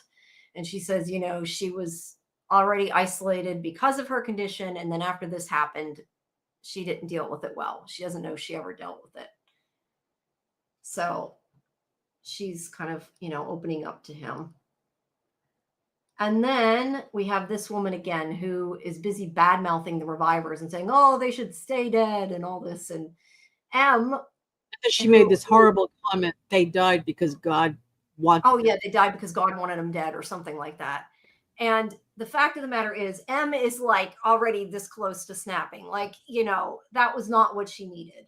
So, oh, that's true. Obsessed, fatal attraction, the crush. Yeah. Um, I don't know. Do you think that she was? I mean, she definitely seems like she was stalking him. Sorry, just to go back to the thing with Aaron. I don't really look. He was wrong for having an affair with her. He's married and she's a student. I'm not saying that part wasn't 100% his fault, I mean, she was old enough to know better, but it was still his fault. I mean, you don't do that. But I understand, like, if he was getting a bit weirded out, she does seem like she was getting too stalkery, obsessive-y, Mhm. and obsessive-y, that's not a word. I mean, now maybe she's not doing it for that reason because she really is trying to find out how she died. But like, it Right. sounds like before that, she was totally stalking him. But she doesn't remember it. So it may also just be the idea of she was high, so she called him a bunch of times too. We don't really Right, know. exactly. And People don't know what they do when they get high a lot of times. also at the end of the episode when Dana's speaking to her roommate, she says, "I know who did it." Maybe she thinks it's this guy Aaron that did it. It doesn't mean he is, but he may become a Right. suspect. He's going to be a Yeah, suspect, yeah. I'm sure. Just because they think they know doesn't mean they know. Exactly. But yeah. Anyway, after that woman said that, she's like, "That's enough." And the thing is I feel like M, as much as she knows she can get hurt and stuff, M probably. I mean, look, I don't know how old she's supposed to be, 18, 19, 20, somewhere around there. Hmm. So she's not necessarily a teenager, but she's still a young adult. She's still going to make dumb decisions. Maybe not as Hmm. dumb as Ellie, but going to make dumb She decisions. had an affair with her She professor, had and an I'm affair with sure her he told her professor. he whispered sweet nothings in her ear and made Oh, her feel that he cared about her. And, yeah, and she's a young girl who's impulsive. And right. yeah, But she I'm probably took saying, the breakup really bad. right. But what I was going to say is adding to that impulsiveness now, I feel like she probably feels this invincibility now because she kind of is invincible. So it's like she can find, I don't know, because like I said, I don't know that I would go punching somebody if I knew how bad it was going to hurt to break my bones. But if you know you're going to heal in a couple minutes, I mean, maybe she like has never been able to stand up for herself in this way because Exactly. she'd always be afraid they'd fight back. And it's kind of like, Yes. she can't hurt me. So yeah, she This is her punches her. chance to be like Superwoman, like Yeah. invincible. Exactly. Yeah. And also, in addition to that, don't forget, she's still very angry about what's happened to her. So the She is. drugs don't take it away. So Yeah. she's got to get out this energy. So She she does. provokes a fight with this woman I because she kind of, wants this woman to hit her. she wants to feel something. She wants to feel something, right? I have to though kind of question like the fact that this young girl, okay, granted, she hit her first. I'm not saying she wasn't in the wrong. She definitely was in the wrong. She walked up and whacked the woman. But like this woman beats the shit out of her to the sense to the fact she's a bloody pulp. I kind Right. of have a problem with the fact that this young girl, who's clearly much younger than this woman, much smaller than this woman, that she's laying bloody on the floor and nobody does anything. Nobody says anything. Nobody stops her like for a while. And yeah, they all just kind of stood there because I think she finally like leaves, doesn't she? I don't think anybody stops her, does she? She just runs away. I can't Well, this remember. guy, this who M or the No, woman. to stop the woman. I No, don't think he's she still in stopped the her. bar. She didn't leave. And that's kind of my problem. Like, isn't there like well, not necessarily a bouncer, but usually a bar has some kind of security that would have been like, Yeah, no, no, this is not happening because right. a bar doesn't want to get sued. Again, I know this is a small town, but like, I live in a small town. I assume that I think even our bars have security. Not that I've really thought about it, but I think all bars have security. Well, you I would just think kind of, somebody would have tried to stop it. yeah, There's several men in that room. You think somebody yeah, would say, "Hey, ladies, chill out," yeah. or And that's kind of something. my point. Like, she's a young girl and she's a lot smaller than her. And she's being beaten to a bloody pulp and nobody does anything. So yeah, Yeah, I kind of have a problem with that. I And I mean, it agree. only I agree. lasted a couple seconds, so I guess it didn't matter. It's over. But yeah, I think that that part is a problem with the writing there that they should have done something. Even this kid who I'm calling him a kid. When you get older, you start calling adults kids. I still call them all kids. I'm like, you're younger than me. This guy, he But did also, get don't up, don't and maybe he would have tried to stop her. I don't know, but but didn't get think a chance. about it. People are in a bar, they're drinking, their inhibitions are down, and all of a sudden they see this fight break out, and a lot of times people go into shock and they just watch what's going on. You Yes, know? but there should be a security person there Yeah, regardless, working absolutely. that's there for that purpose. But But yeah, I she do think that was M out. wanted her to beat her. She Oh, wanted I to think feel she did something. too. Yeah. She can't feel the drugs. She wants to feel pain some other way. I would Yes. agree with that. It's the same thing like you said about if you somebody cutting themselves. It's kind of Exactly. Right. wanting that release, that adrenaline, that yeah. Hmm. So I agree. But like I said, he may have tried to intervene. We don't know. I mean, he stood up, but she was already out of there at that point. And then Right. he helps her out, I think. Yeah, he's the one that helps her out. But either way, it's already ended at this point. And the bartender does at least call her sister. I have to give her credit for that, but I feel like she should have done a little bit more than that. But she did call her sister at least. And here Who is is the police? Who is the who's the police? police. Yeah, well, that's true. So then we have Rhodey here, who let's see, who helps her out of the bar. And Rhodey knows that she's a reviver because he saw her heal. He says that nobody else saw it. He's like, you don't gotta worry, they didn't see it. I just know it because I'm a reviver. So I know the signs, is basically what he said. And he gives her his flyer for his band. He wants her to come see, called November Dismember. That's some It's name an for a emo band. Yeah, it's an emo punk band, I guess it sounds like. But she's like, "Can you get me out of here? I'm trying to avoid law enforcement for reasons." Which, well, she's trying to avoid her sister too. But this is again like bad decision making. Like, I'm not saying this kid is bad. I have no idea, but like, she doesn't know him, and she's like, "Take me away from here. I have no clue who you are. You could be a serial killer, but save me." That's her So impulsivity. Yeah, yeah, this is it this is. is her Yeah, whole problem. She yeah, is somebody who really can't control her yeah, emotions, and she has very poor judgment. Very yeah. poor. Although again, I will say she probably does feel invincible. Like, this person can't hurt me. There's nothing they're going to do that's going to be worse than what's already happened. I'm already dead. Yeah, that's a very good point, Jamie. You're And right. I'm not saying that that's accurate, but I could see a young Yeah. person who's grown up the way she does thinking And that. she met somebody who's a reviver like her, so Yes, he so she feels understands her. connected. Yeah, And but maybe she needs sorry, go ahead. that. She Yeah, needs no, that. I agree, and I understand why she went off with him, and he seems like an okay kid. I'm just saying that, like, we don't really know. It just makes me think of like with Ellie, when what Tess said to her, like, you may not be able to be infected, but that doesn't mean they can't rip you apart. And I'm just saying, like, just because she can't die doesn't mean something bad couldn't happen to her. Mhm. I don't think that's where it's going. I'm just making a point. Right. But But she but yeah, finally met somebody who's a reviver. So yeah, I she understand her so going off with him. It's just yeah, like, so she feels this guy can explain things to her, he could protect her. He yeah, knows how to navigate the world now. it's also a TV show that's not a Lifetime movie, so it's probably Right. okay. Right. If it was a Lifetime movie, I'd be like, no, girl, don't get in. Like, no, don't do that. But yeah, she goes. Actually, she's probably the safest with him. Think about it. Yeah, He's been navigating this for a while. He yeah, kind you're of totally knows right. what to do. Yeah, you're totally right. So she goes and grabs.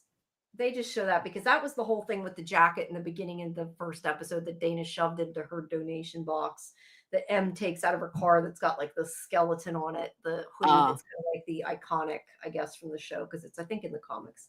Uh-huh. So yeah, but she leaves Dana a note at least. She's like, I know, thank you, Bill. I thought I was funny too for one.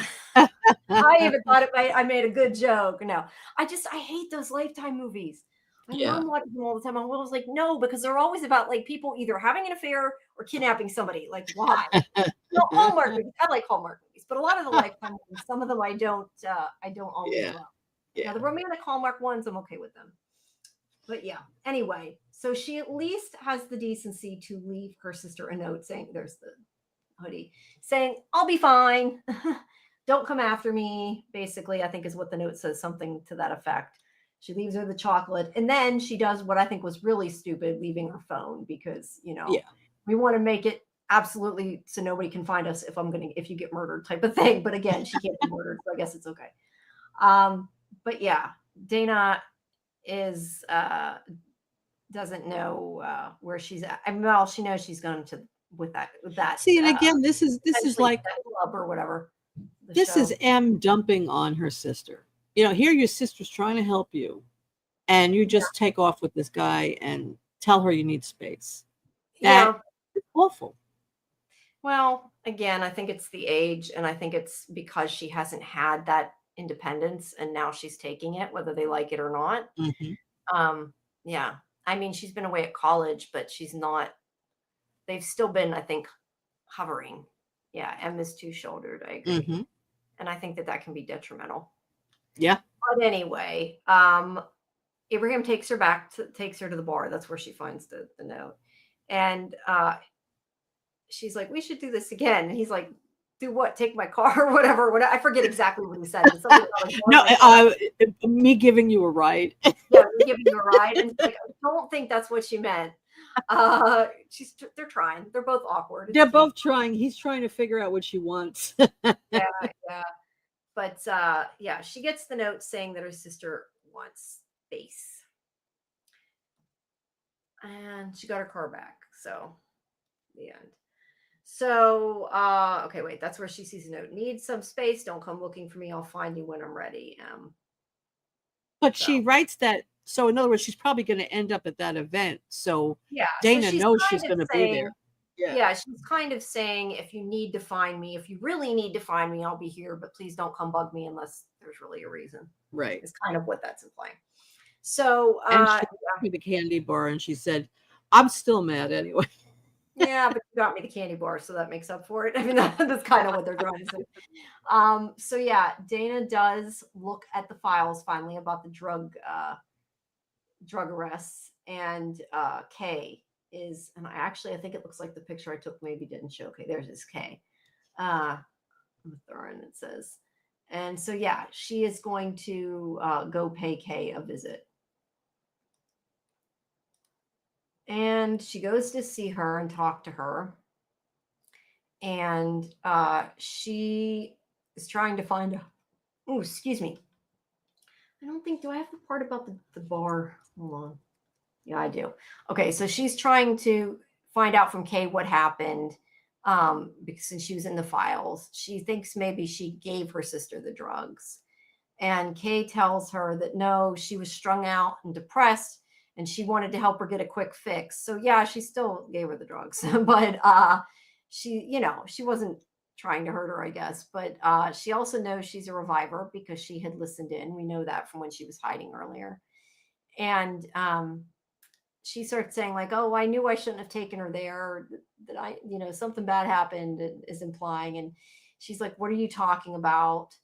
And she's like, if you gave her something that did something and she OD'd, that you like, she's not the only one that's going to be dead. She's like, you better tell me what happened. And I love though that she says something like, "Lady, da da da," and she goes, "Lady, I'm barely older than you are." Yeah. So meanwhile, Wayne has gone to the bar at Nella's, and she's kind of giving him some advice.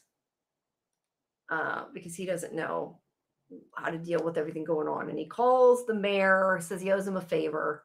And that's kind of the end of that scene. And then we go back to Kay. Sorry. Now, let me just interrupt you for a moment. When he said, "You owe me a favor," is it about that guy, Blaine, you think? No, I don't know. I kind of assume it has something to do with the revivers, but I don't know. I honestly don't know. Mm-hmm. But anyway, she's threatening Kay. And this is where Kay says, "You're asking the wrong questions." And she says, "I know who killed her." So whatever happened when she took her somewhere to get a fix, she thinks that's what happened to M. Whether that's accurate, I don't know, but that's what she thinks. Mm-hmm. So yeah, the end.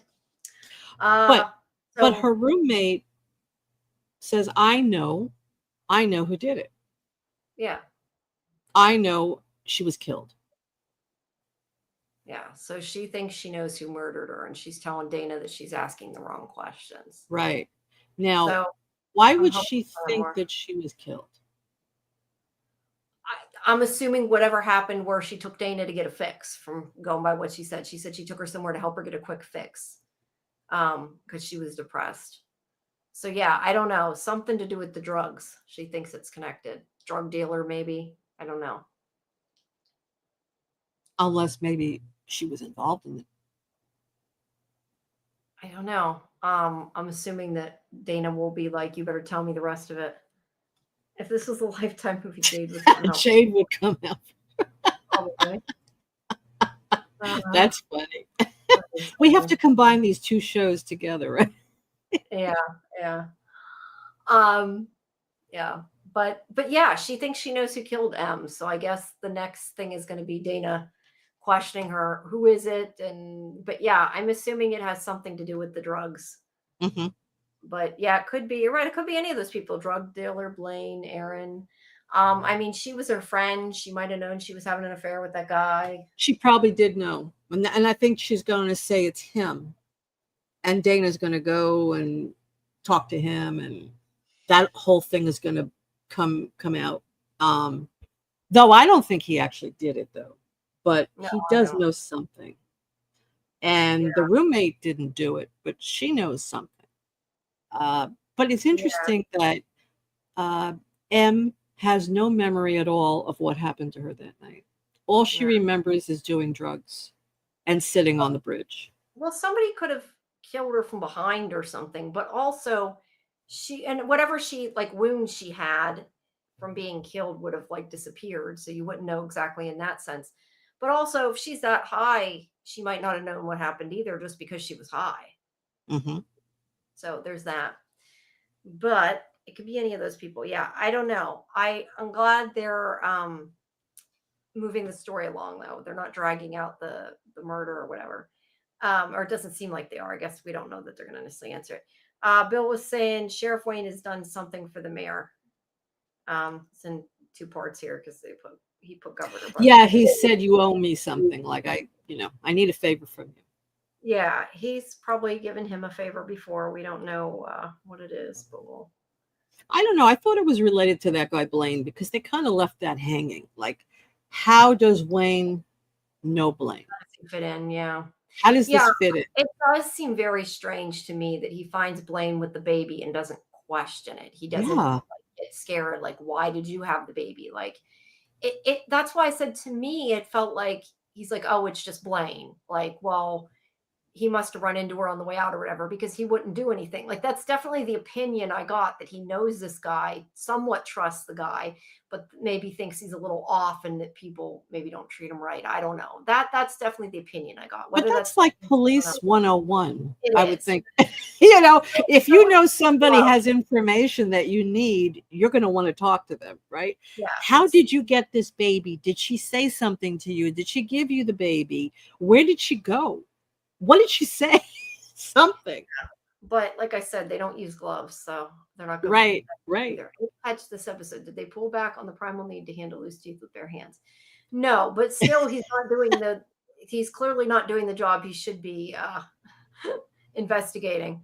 Let's put it that way. Blaine may have run for office, and Wayne helped the other guy get in office. Maybe, yeah, maybe he helped the mayor. That's interesting. Yeah, maybe. That could be what he helped him with. Yeah. Hmm.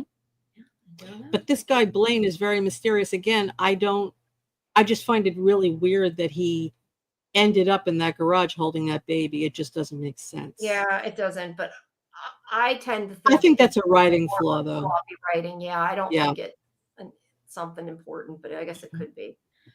We shall find out. Hopefully soon. Do we see a trailer for the next episode? Did you see Um, one? I didn't have it. I don't know because I didn't watch it when it was on live, so I don't know. I'm sure there is one on Sci-Fi, but you can't. The problem is we can't watch it while we're doing the live stream because it'll pick up the sound. Oh, okay, right. I guess I could try to get it and mute it while I'm doing it, and then I can tell you what's in it. Yeah, that's a good idea. Because I'd like to see the trailer for the next episode. Yeah, I'm curious what's in it. Let's see. Okay, I'm gonna put on the trailer and watch it on my other monitor while you're talking to me. Okay. And we'll see. I gotta do it muted though. I'm guessing I'm just gonna be careful about what I say because I know more that's going on. In the meantime, Dana goes. I'm assuming Dana goes to find her. It shows her at that guy's. It shows M at that guy's thing. The performer. I can't remember his name now. Rhodey.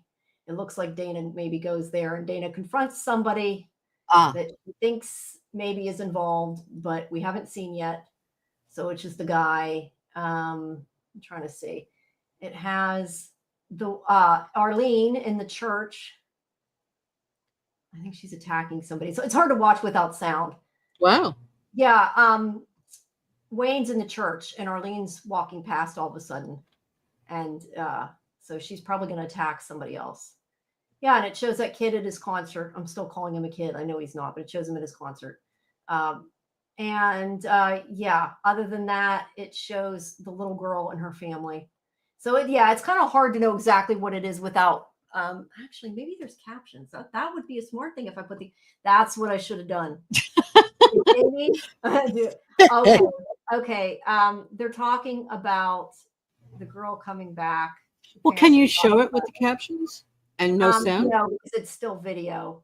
Oh, they're talking about if any revivers show signs of aggressive or violence, you have my authority to remove them. It's another woman they're talking to, another person in the government. She's saying I was on the bridge, something bad happened. Dana's saying back off my family. And he's saying there's going to be, if you do anything, there'll be another dead Cypress. So yeah, we'll have that tells you a little bit. I don't know that it tells you a lot, but it tells you a little bit. But yeah, Dana whoever it is, Dana thinks that she knows who it is and she's going to go talk to that person. That would be, I'd say, the takeaway from that and that Arlene comes to the church and probably attacks people, I'm guessing. Oh, wow. What would she be doing? She walks into the church in their nightgown for no reason. Yes. Is that the governor? Okay. I wasn't sure what she was. The governor's woman. She'll be authority to Wayne to capture, remove revivers. I don't remember the name of the character, but yes, there is a woman there in the clip and she's saying that she gives Wayne the authority to do whatever. So yeah, I'm guessing that it will not be great for the revivers, that part's moving forward. Yeah. Let me ask you, do you? We know that there's one reviver that's violent, but that isn't fair to the rest of the revivers. Exactly. It's like anything else when you see a show with aliens. Like one alien can be bad. It doesn't mean they're all bad. Just like one human can be bad. It doesn't mean they're all bad. Like whether they're alive or dead, people are good, people are bad. It's not fair. Right. So in a way, Wayne wanting everyone to be quarantined somewhere. Yeah. It's not right. Because everybody else is calm, right? Yeah, and I think it's going to cause mass panic, and it's going to cause other people to take matters into their own hands. I think that's a given. Yeah, I think the registry is a good idea, and I think them mandating that they go to the doctor for periodic health checks, I think is a good idea as well. Because you're looking for infectious disease, you're looking for certain things. Yeah, I feel like in a way, it's not fair to force people to be on a registry, but I understand for safety doing it. Like what would maybe, in my opinion, be good is if they were forced to be on a registry and like the government knew who they were, the cops knew who they were, but like they didn't have to reveal to other people. Yes. That would be, to me, what would make a little more sense. Yes. I agree. But I don't agree with rounding them up and putting them in a quarantine. No, I don't either. But I don't know. I said it makes me think a lot about X-Men because I think it's going to be that type of story of how these people are treated different. Like you said, marginalized people. I mean, if they're forced to reveal that they're a reviver, I mean, it's like anything else. There's going to be people that are going to be scared and people that are going to be like, you're not taking care of this, so I'm going to take care of it, whether they're really violent or not. I mean, so far we know one violent. That's why I think it's a bad idea. And they're going to be discriminated against. Exactly, yeah. And there's going to be a lot of hatred and prejudice against them. And we saw with the little girl in school right away, the kids were teasing her. She's different from them. They were laughing at her. And that's only going to get worse for everybody. Yeah, I'm sure it's not going to go well for the revivers. Bill says Arlene is sick, but she may have been experimented on. Maybe. We don't know. Something, or maybe it had something to do with if she did have like a mental. It was like they made it seem like the woman and man that she was with, like that they said, oh, it was for her own safety. She doesn't know what she's doing. Like I assume she had Alzheimer's or something. Yes. And maybe that's why she went and picked up the baby, because it's something she remembered, being a mom, having a baby. I can see that she had Alzheimer's or dementia and she was violent And now it's exacerbated. It's even Yeah, worse. because I know Karen and I were also talking about that the other night, that, like, people with dementia can be violent. Maybe not that violent, but, it They could, can, like, well, yeah, not, I don't think anyone can be that violent, no, but but it people with could Alzheimer's, they can be very violent. They're known to hit their caregivers. yeah. They can be very violent. Yes. Yeah, so it definitely could escalate it, and it seems like maybe she had, like, was stronger or something after it happened. I don't know. Hmm. Um, Bill says, I think Dana finds M's drug dealer. Yeah, probably. That would be my guess. Because it definitely shows her confronting somebody. So I would assume that that's a good guess, but I don't know. But yeah, I like the idea that they can tell, like I said, this kind of story about, like, the other not being treated equally, about rounding up, like, I mean, these kind of things they happen in real life, or they have Yes. happened in the past, and it's awful, but I like that they can kind of tell this sort of story in a sci-fi lens, but that it makes it very relatable to, Yeah. you know real stuff. I like that aspect too. I really do. I like, because it seems very real in the sense where M was a sheltered child because Mhm, of her health issues, her bone disease, and mhm. the father is overprotective, and then he loses his wife, and who knows, the mother maybe was like the backbone of the family. She may have been the mediator, she may have been the peacemaker, maybe she was the one that nurtured everybody. I mean, again, I don't know, I'm just What I speculating. Yeah, I know. What I want to know, and I'm wondering if we're going to find out, because we might not. I mean, like in The Walking Dead, one of the things we don't know and we'll never know, and they've even said, we're never going to tell you this, is how it, like, why it started, how it started. I Yeah, do hope that we find out why everybody came back. Like, that's something that I'm interested in finding out. Do you need to? No, but I'd like to. I think that I'd that's an like to, because I think that's the pull of a mystery box show. I think we want to understand what's going on. yeah. uh and well, I don't know, I'm kind of tending to think Blaine is an alien. You think he's an alien? Is that An what you said? alien. Hmm. That's I mean, interesting. that's kind of what I'm thinking. I- Or if he's not an alien, he's somebody that has some kind of supernatural powers.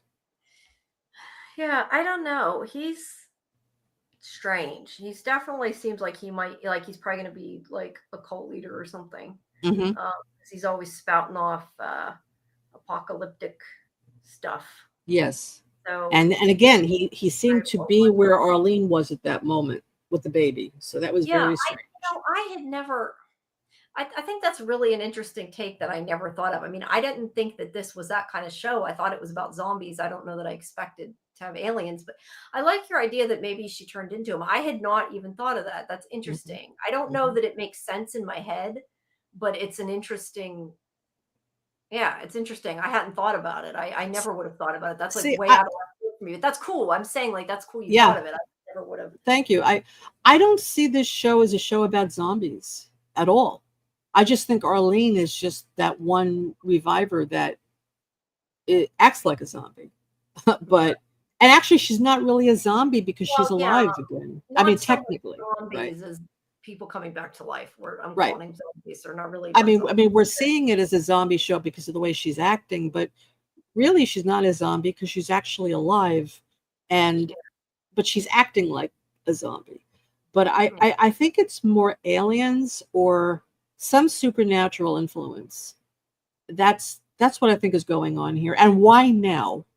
And why during that 1 week, the people that died during that 1 week, why would they only be the ones who were revived? Yeah. I'm sorry. Excuse me. I think 2 weeks, but yeah, same Two difference. weeks. Same difference. Right. Yeah, I think, yeah, it's I hadn't really thought about it, but my point is, I do want to know why they came back. Like, to me, that's important, whether you necessarily have to know it or not. I do want to know that. And I think about the mother, M and Dana's mother. She died at that time 2 years earlier. Oh, I hadn't thought about that. That could definitely be an important piece to the puzzle. Because, yeah, she died exactly 2 years On that before day, Revival on Day. Revival Day. Hmm. Maybe their mother was somebody important. Hmm. Oh, that's really And interesting. maybe Blaine knew her, and that's why Wayne knows him. Yeah, I don't know. I'm curious to see if I didn't think. Yeah, that's really interesting that it's 2 years to the day. I hadn't thought about that. Like I just thought of it as like it was the anniversary, but not thinking about the fact that it was on Revival Day. That's really interesting. Hmm. Right. I don't know. We'll have to It's a see if it good knows show. about It's it. Yeah, very it's a very interesting. good show. Yeah. Yeah, it's got a lot going on. I mean, it's based on a comic book series. So you can, I'm sure, go find out. I mean, I suggest people don't do that, but because we don't know how close Yeah, they're going to you don't hold want the to spoil comic it for book. yourself. But Uh, but there are definite parallels to From Here that I can see. yeah, there's Um, something. I mean, that guy Blaine, that Stephen Ogg. I mean, he does remind me of the Man in Yellow. He just shows up. I mean, he didn't kill anybody, but there's something about him that you get the sense he's evil and he Mhm. knows things. Um, and of course, you have the sheriff, Sheriff Wayne. Yeah, Uh, so there's some elements here that there's some commonality, I think. yeah. No, I agree with you. I agree with you.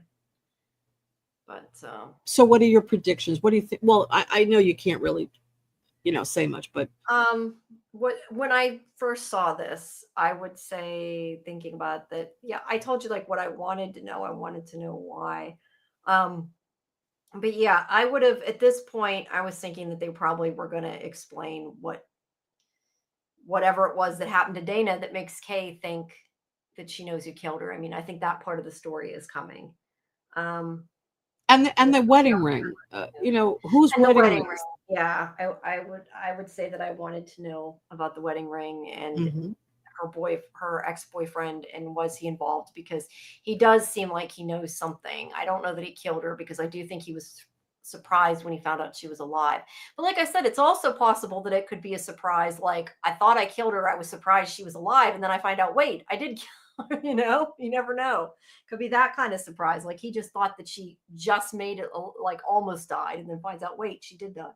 But no, I think somehow she got his ring, his his yeah, his wedding ring. I don't know whether maybe they were together and he took his ring off. It was on the nightstand and she took it. maybe. Um, To me, it like kind of makes me think like they were fighting or something and she grabbed it. But I don't think he killed her, because, like I said, I think he was shocked when he found out. yeah, it would Which be makes too me obvious if he did kill it her. anyway. Yeah. No, I But don't does think he he know killed her. something? I would say he probably knows something, though. He definitely is involved in some way, would be my And I guess. think it definitely is his ring. That I believe. Yeah. And I And I believe also, he got scared and he just went and bought a new one because he didn't want his wife to see he was missing a ring or whatever. yeah. But I think that's his ring. Yes. My other prediction is that I think that the sheriff is probably, I mean, and this could be far coming, I don't know, but eventually I think the sheriff is going to have to change the way he thinks and feels, because that eventually he's going to have to find out about him, I would assume. Yes. And then like his whole world's going to be upside down, and it's going to be like, what do I do now? I've been telling everybody these people are dangerous. And Yeah, he's going to have to do like a 180 and say, yeah, no, we don't have to quarantine anyone. No, no, you don't. We don't have yeah. to round them up anymore. Yeah, let's look at the intro to Skull Web photo. Yeah, let's go back. Actually, let's bring up that photo. Okay. Assuming this isn't. Okay, wait. I still have it. I was gonna say that might be one of the photos I accidentally deleted my files, but it's not. That's a long story.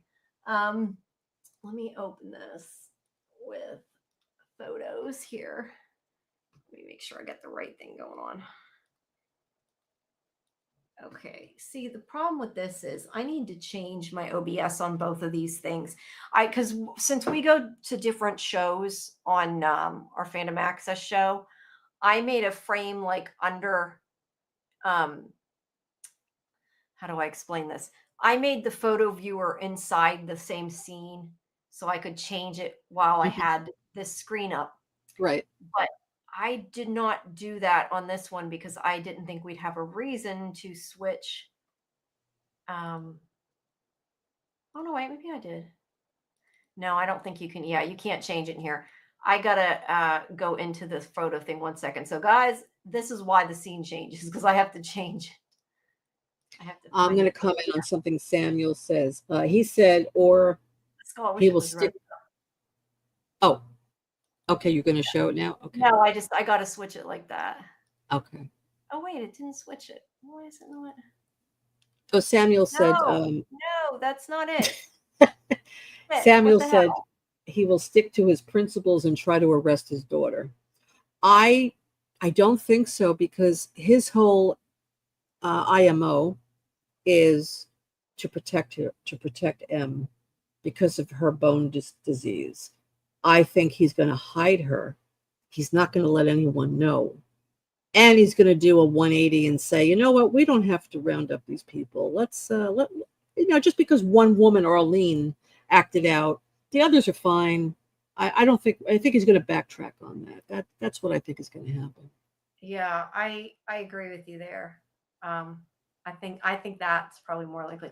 And sorry, I can't line it up because I'd have to go through and cut it and everything while people are watching. So we'll just Can go. you zoom in at all, or Yeah, I can zoom in. okay, okay, we could just scan it. Yeah, we we could zoom in and talked just about scan it it. some last week. I just was curious, like, is there anything more we need to add? I guess would be what I would ask. We have the ring, we have the sheriff's badge, cop car. I mean, she steals cop car, church, and the cross. I don't know if that has to do with maybe Arlene coming to the church. Can Uh, you zoom in a little bit? which part? I can, but you gotta tell me which part you want me to zoom in Let's on. start with the left side first. You want to start with the left? Yeah. Okay. Yeah. So there's that skull. Which would have made sense to me if it was like a horse skull, but I don't think it is, obviously, because it's got horns. I don't know what that's supposed to be. It's not the coyote either. No, it's not. Yeah, sorry. I know you said this, but I hadn't put it up on the screen. I tend to think he's gonna backtrack. So this Bill's saying that this skull is the cult Baphomet, and it could be to do with Blaine's cult. If he has a cult, it could be. Mm-hmm. Or goat. Yeah, it could be a goat. Although goats don't have horns, do they? Only demon goats have horns. Yeah. On air, I don't, that's a good question. They do. The only thing I can think of for the on air is they do keep showing like the news with like the little bits of information going out. Mm-hmm. Yeah. Which I like that storytelling device, but why that on air tag's important other than that is a good question I don't have an answer to. Well, I think I think it helped M realize she was one of the revivers, because she came home and that news segment was on the TV. Yeah. I think it's a way of letting the audience know like the progression of the events that's going on. That's true. That's why I said it's a good storytelling device. I like Mm-hmm. it. We also have 2 cop cars. I don't know why there's 2, maybe because of Dana and her father, but this is what I didn't notice. This here, that's a jump drive. Do you see it? Oh yeah, yeah. So I would say somebody has information that they need to, I don't know, transfer. Well, let me ask you something. That looks more like a USB cord. Yeah, that's a router. So maybe that's the USB cord for the router. It kind of looks connected to the router. Well, they're all connected. To me, it looks more like a jump drive, but I don't know. I'm not even sure why there is a router, other than if it's like making reference to like the World Wide Web. I don't quite get the router thing. That maybe it's worldwide. What's happening here? Maybe it'll turn around and end up being worldwide. Yeah. Yeah. I think what is that? What is that? Where you're? Yeah. That's the church. Oh, that's the church. Okay. Yeah. I think we should probably do like a special video on this. Yeah. That would be great. Factors. I don't know what the hell that thing is. Sorry, guys. Can't make that out. I don't know. Yeah, maybe in Photoshop you can lighten it, and then we could zoom in. Well, there might be like it moves around on the screen too. Probably if I happen to get like a different angle, maybe I might be able to.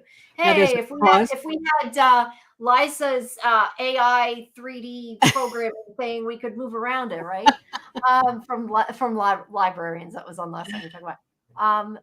Bill says the jump drive could be info on the revivers, a government cover up. Yeah, maybe. Yeah, that's interesting. There's a paper. It looks like there's a star on it, maybe. Like maybe that could be related to I was gonna call her Romy. I hate when I do that. M's drawings, maybe. Yeah, I was Or thinking. maybe that guy's thing about his concert. I don't paper. That's the only other thing I can think of. Hmm. Cell phone, not sure about the deer. Handcuffs are self-explanatory. Teeth, self-explanatory. Here's a camcorder. That's probably representing the journalist that was Uh-huh. taking videos. Oh, And there's yes. pills. There's pills too. Uh-huh. Um, you know what would be Wow. interesting? I'm just thinking as I say this, especially because there's two cop cars, it would be really interesting if each thing represented one person Hmm. and like how they're connected. You know what I mean? Like Yes. the skulls, Blaine, the rings, Aaron. The sheriff's badge would be the sheriff, but there's like more than one cop. One could be Dana, one could be somebody. Yes. Maybe there'll be some kind of tech person in the show. I don't know. I'm just No, as a I like journalist, your analogy. I like it. Yeah. there's probably some religious person. I don't know. I'm just kind of Well, the church, following. uh, and what's on the bottom on the right? Um, Yeah. that's like a deer or something. It's got antlers and glowing eyes. Beyond that, I don't know. And a cell phone. This looks kind of, and I don't know that it is, but this kind of looks like it could be a camera. Whoa, did not mean to do that. Sorry, that was intentional. Um, A like camera. it could be like the barrel of the, you know what I mean? Like the God, I'm a photographer and I can't even think of what it's called. The part that you turn for to get it in focus. I don't know what it's called exactly. Oh, the zoom. Yeah, this well, yeah, it could be the zoom lens, but I don't know. It reminds me of like that. Oh, the focus. Yeah, the Focus. focus lens, Yeah. like yeah, I guess it is the lens. I guess that's the answer. It's I'm a like, which one lens. is part of the It's camera? it's The a lens. lens. Yeah, if you have a detachable lens, it would be the lens.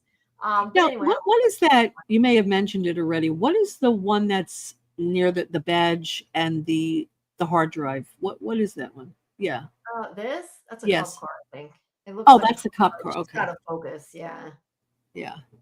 This is the one I don't know what it is. That thing.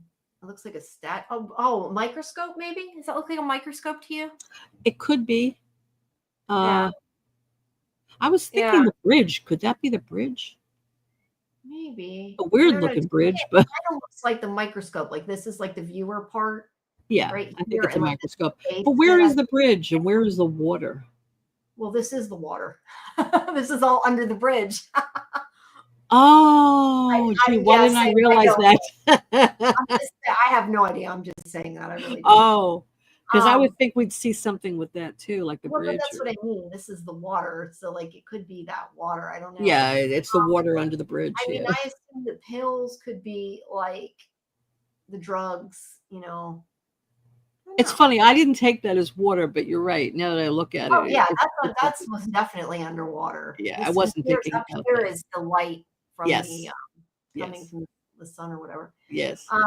Yeah, so I don't know. I think that that's such a cool opening. I just am curious if there is more to it, or is it just like we took cool things and shoved them in the opening? I don't know. I think you're right. I think it's just showing all the characters on the show and how they're connected, Yeah, um, and yeah, that's how they were and involved in the story. because each one could definitely be a character. Because like the pills could be M, Uh the huh. microscope could be, excuse me, Ibrahim. Hmm.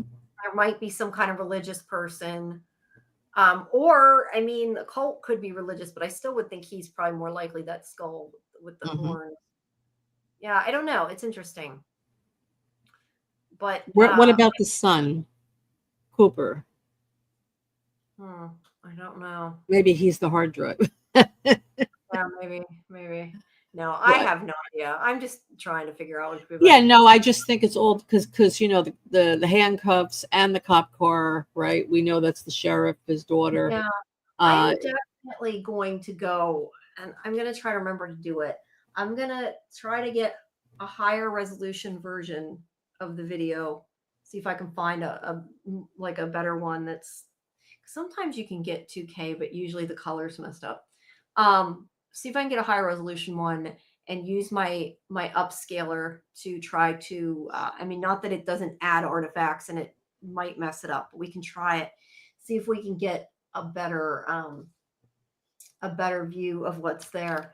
I'm also curious if anybody else has talked about it. Mhm. I'm looking to see. I'm wondering if it's something from the comic books. Yeah. It might be. I'd like to see if I can find the comics at the library. Actually, Yeah, but you don't want to. Oh, yeah. Yeah. well, I to read, guess. yeah. I mean, I feel like if I read them, it's a little different. Plus, you can read them and stay, like That's true. up on them. I do know a little bit. I found out kind of accidentally when I was looking up comic stuff. That's why I stopped doing it. Yes. But I wouldn't mind reading the comics beforehand. But yeah, I don't see anything about it. I was just kind of curious if anybody talked about it.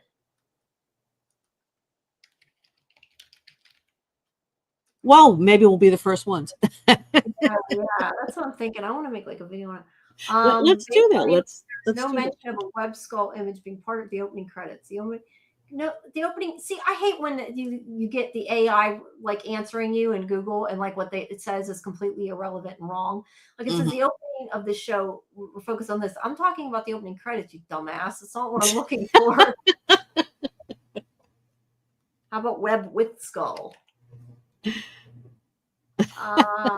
Okay, wait, hold on. It says something about the image. This was on Sci-Fi about the image that inspired. Let me see what it says. Oh, okay. No, it's just talking, I think, about the cover of the comic book that inspired it.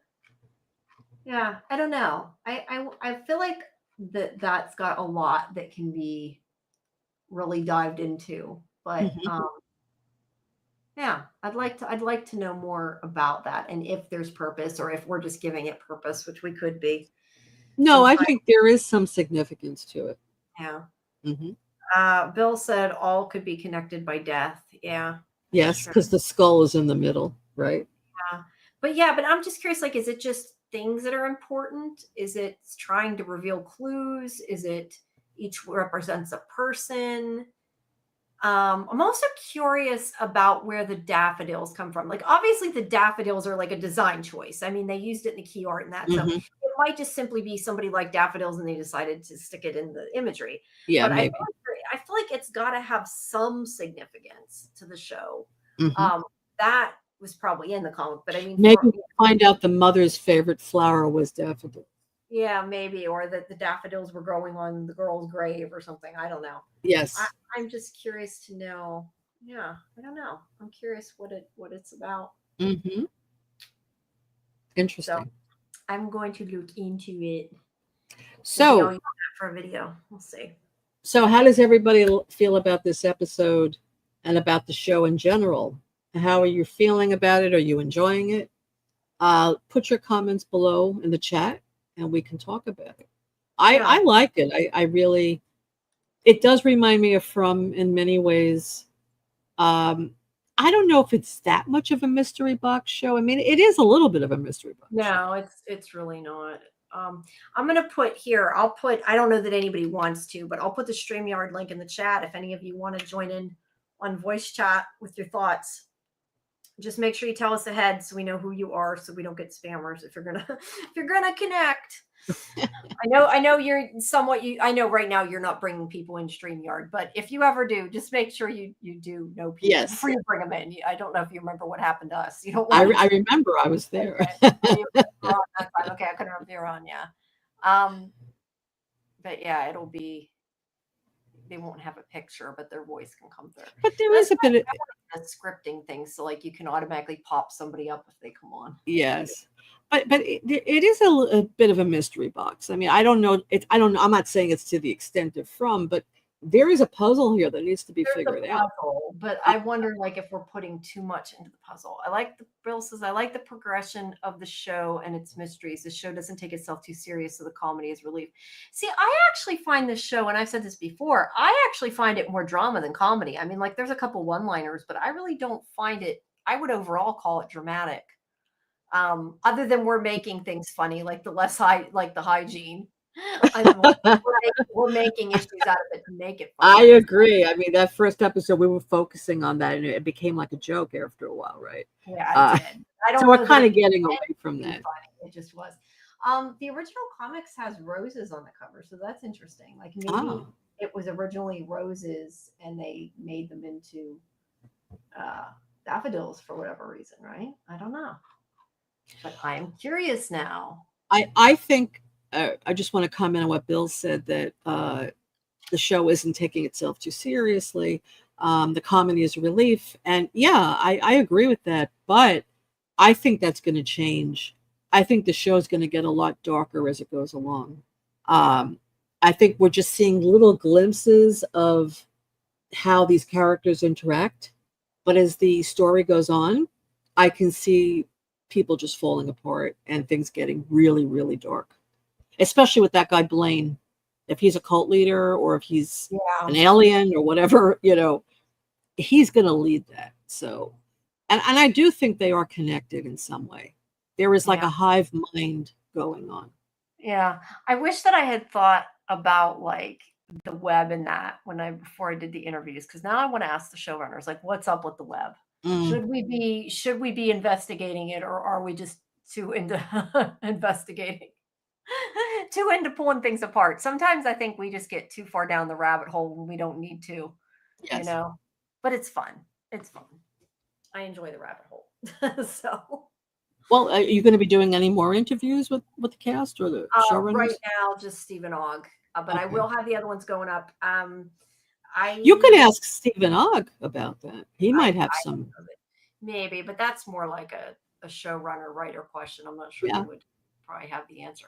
But I know what I was gonna say.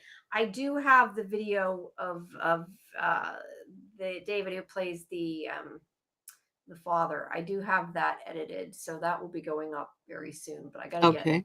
the written part up. I keep putting the videos up and not linking the written parts, and I need to get the written parts done too. Okay. Uh, but yeah, and then I have the showrunners. I just wish I would have like thought about it because now I want to ask them that, and now I can't ask them that. Hmm. But yeah, I There's had a lot always of fun. there's always next season. Yeah, it's always, well, hopefully And they'll probably change. They'll probably change it for next season they too. might. If we get another season, I hope so. I like it. I think Uh, it's really good. yeah, it's And really what other top shows does Sci-Fi have right now? well, it did have Surreal Estate, but that's over for now. What I about don't Murderbot or the Murder Librarians? Apple, but Librarians is TNT, but Oh, Sci-Fi does have Resident Alien. oh, Uh, okay. and I think for right now, that's kind of it. I'm trying to think if there's anything else right now that's sci-fi that's coming. Hold on, I can tell you. Midwich Cuckoos. I'm not familiar with that. Have you seen that, Jamie? No, I have not. I feel like I've heard of it, but I don't remember where. Um, but no, I've not seen that. Arc, we have Arc, but that's not back for a while. But that's yeah, those are Oh, kind of it's the on AMC Plus. on Okay. AMC Plus. Yeah. No, I'm not familiar with that. Kimberly, what kind of show is it? Is it like oh, I think I told. Oh, it's Yeah, one season of it. that's probably why I heard of it then, Kimberly.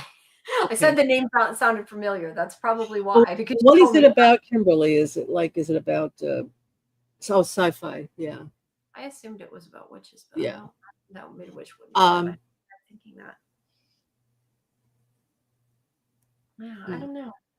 Well, I since sci-fi only has Resident Alien, really, they probably will want to renew this. Why not? probably. It's But not that's like it's a high budget right. show. But to be interesting. That kind of sounds like Winona. um, yeah, that's interesting. Wow. Yeah, we'll have to find out about that show. I'll have to write it down. But I yes, you're right with what you're saying. But that's also why I would have thought they wouldn't have canceled like Reginald or whatever. I mean, they have the arc, but it's not back for a while. I see. Um, Surreal Estate, I don't know what's happening with that. I hope it comes back. But yeah, I don't know. Right now, there's not a lot on Sci-Fi Channel.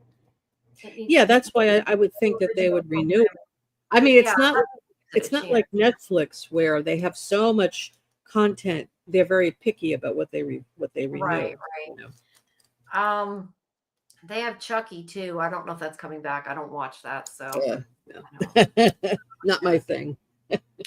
No, not really mine either. But yeah. Yeah. Well, I So if think anybody wants to call in, do you have anything you want to talk about? Anything yeah, about the episode that stood out to you? or just about the show in general or the Mhm. comics if you have something you want to add. But if not, we'll give I do everybody want to say one thing about the logo, Jamie, that came to me. okay. I think a headstone would look really cool with that. Maybe. Yeah. Yeah, I think the cemetery thing down below kind of works too. I like the animation. Maybe not the bats, but I mean that's what was there. I like it, but I'm thinking for the revival redo Yeah. logo, maybe to Yes. put like a small headstone or I don't know if you want to Yeah. add something to it. No, yeah, I'll have to mess around with it, and especially because I'm messing around with the animation and figuring out the background. I can always redo it, do it different. I just wanted something up, but yeah, maybe I can put a headstone that says it instead. That'd be kind of Hmm. cool. Although it would be floating, but I guess if you put it on the top of that box, it would work. Yeah, Hmm. the cemetery animation though isn't mine. I can't take credit for the cemetery animation. But I like it. It goes very well with this show. It does. I it was the only thing that was like zombie-ish, but it's actually for Halloween. But that's And the whatever bats works. flying. Yeah. Yeah, that's why it has bats. I The mean, only but one that didn't also have pumpkins, so it was Halloween. also look at that photo of M. I mean, you could see her transformation. You know, she looks like she gets pretty dark here. I mean, she's Yeah, dark as it is, but yeah, but her hair is partially her shaded. hair, she looks like she's really on a mission here. She's maybe part of this cult or whatever. There's going to be a big transformation in her character Yeah, where she's going to become more confident in herself. Like you said, she knows that nothing is going to happen to her. She can break every bone and she'll be healed in 5 minutes. So, yeah, I could see her becoming like a real badass and, yeah, starting to just like attack and fight people and stuff. So yeah. Could be. I hope she doesn't end up bad though, or anything. The I hope revival. not, but she could go to the dark side very easily.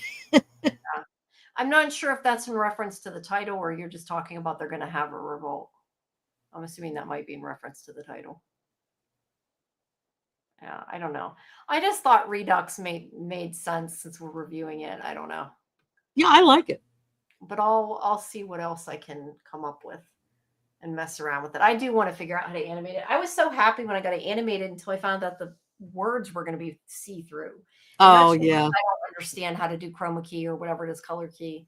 I right. got to read up on how to do that. I'm still learning the program, but hey, That's. I just got an animation. That's I mean, even if it's not animated, it's nice. I like it like that. yeah. Well, I I downloaded. like the font. I like the don't whole know look how of it.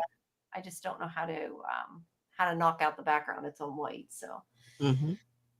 But yeah, Okay, so if anyone else have any comments as far as liking the episode, if you want to put it in the chat, we could see on a scale of 1 to 10 how you guys rate it, what you think of it. yeah. I would give it an 8 on a scale of 1 to 10. What about you, Jamie? Um, yeah, maybe a 7, 8, somewhere around there. Hmm. I can put up a poll here. You guys can also answer it later too if you don't get it now, but I'll put the poll up. I put, did you like it? Yes, no, or meh. How do I start that? Wait, I don't want that. I just want to do it that way. There you go. If you guys are in my chat, you'll see it. Okay, Bill says 7.6 for the first episode.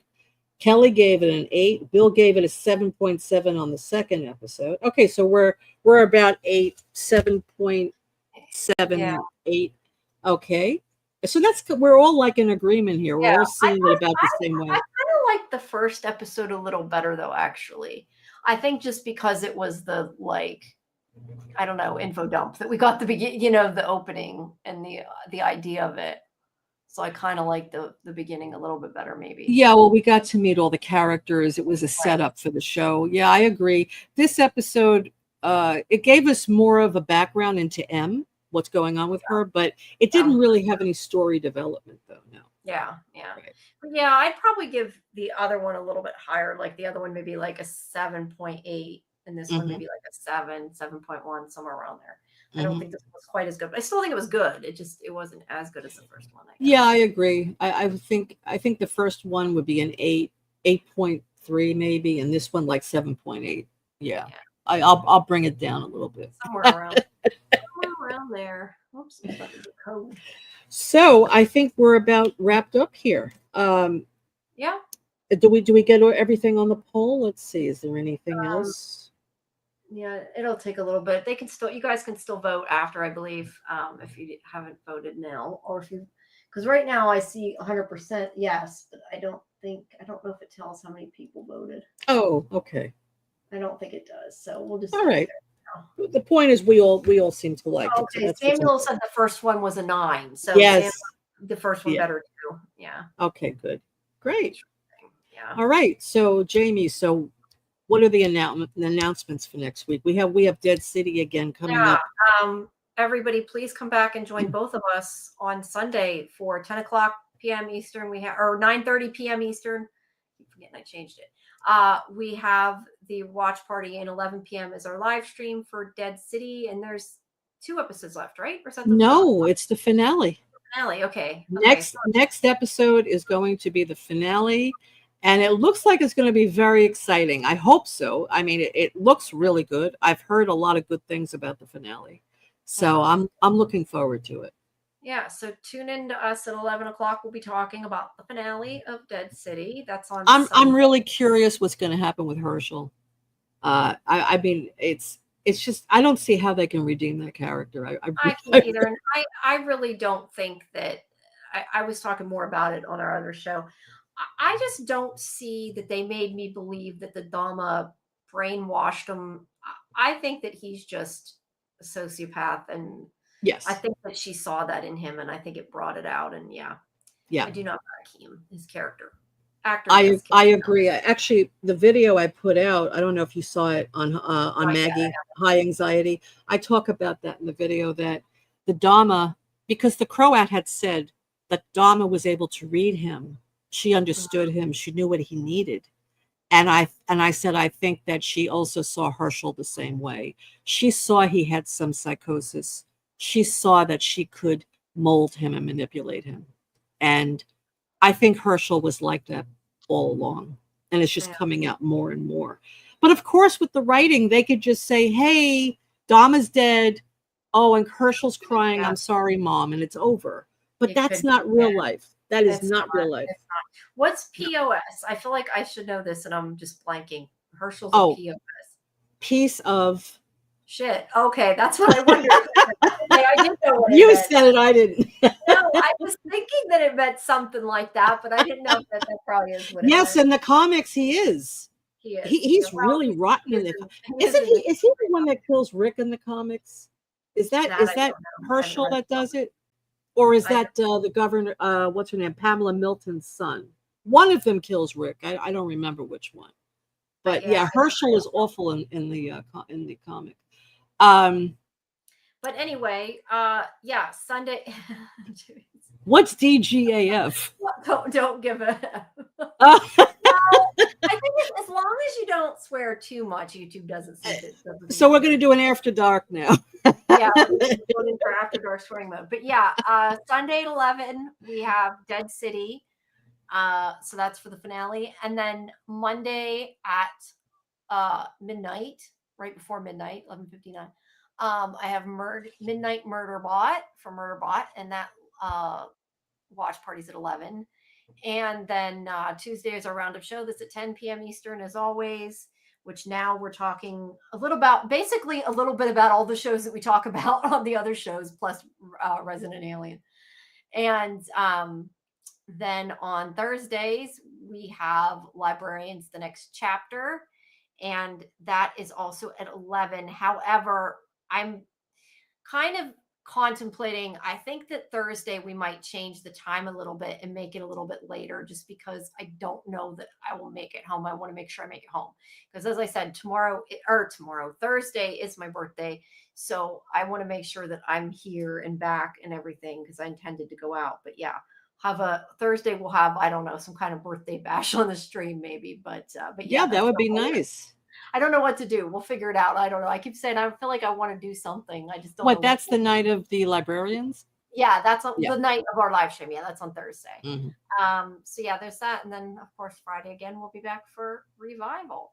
But Mhm. like I said, please make sure you check out the videos on. I mean, the video tab that has all our interviews and everything. And I do have a lot more interviews that will be coming up in the next couple days. I'll be getting up, and yeah, like I said, I'll be talking to Stephen Ogg for revival. So if you have any questions for him, you can leave them on in either X or Discord. But please make sure you like and subscribe to both my channel and to Laurie's channel, Real Cinema Therapy, mine Sci-Fi Vision.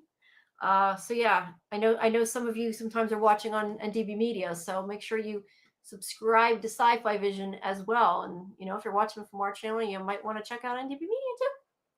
But yeah, Yeah, and please check out my new video. I just put it up yesterday on the Dead City season episode 7. And it really, I don't review the episode because the episode was, I like parts of it. Other parts of it I didn't like. The parts with Negan I really did not like. I didn't think it made sense. The script just did not make sense to me. Why he would just go from one extreme to the other.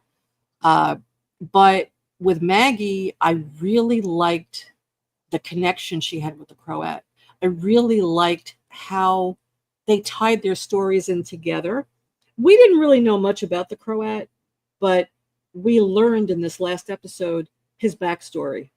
And we, of course, if you're a Walking Dead fan, you know Maggie's backstory. And there is some commonality there. And there's also commonality between the Croat and Herschel. And I kind of tied that all together into the video. I also spoke about Maggie's trauma. She has gone through tremendous trauma. I mean, look, she saw her father decapitated in front of her. Her sister Beth was killed. She saw Glenn brutally killed by Negan. Maggie has gone through a lot of trauma. And because she's in an apocalyptic world, she can't be vulnerable. She can't let her emotions out. So she's had to be strong and tough. She was the leader of the hilltop. She was a fighter. But in this season of Dead City, because Herschel has taken a turn to the dark side, it has thrown Maggie. And all these feelings of guilt about, was she a good mother to him? How did this happen to him? Did Negan cause this to happen to him? And I think it really came out, we saw her starting to crumble in this season. But this past episode, Maggie really was losing it. She all of a sudden had anxiety, being very high up in that building, and she looked like she was having some kind of panic attack. And all these traumas were flooding back for her. And I just like the way they did it. I do like the writing part for Maggie in that episode. And I enjoyed the connections with the original show. So please check out my video. It's called High Anxiety, which is a takeoff, if anyone is a Mel Brooks fan, on the Mel Brooks movie High Anxiety. And it describes what she goes through in this episode. So please check it out. I really think it, and I go into a psychological analysis too. It's not just me reviewing it. It's me using psychological terms to explain what's going on. So I would appreciate if everyone would check it out. It'd be great. All right, yeah, please check out Laurie's video. And like I said, make sure you guys check out our recent interviews on our video tab on Sci-Fi Vision. And there are more to come. And other than that, we will see you guys, I guess, on Sunday. Sunday for Dead City. Yeah, make sure you're a member of our Discord, and then you can also be updated on the schedule that's going on, because like I said, I do think Thursday we might be going a little bit later. We'll see how that goes. But and once again, just a reminder that starting Sunday, July 13th, that's when the Institute starts. We will be at 9 o'clock. At 9 o'clock when the episode drops, we'll be having our watch party right away, and then we'll be doing a live stream breakdown after that, probably around 11. I don't think we solidified it, probably around 11.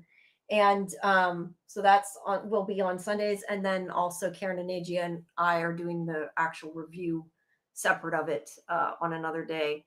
And yeah, and I feel like there was something else I was going to say that just went, phew. I don't remember what it It's a lot was. going on. Yeah, it is. It is a lot. Oh, I know what I was going to say.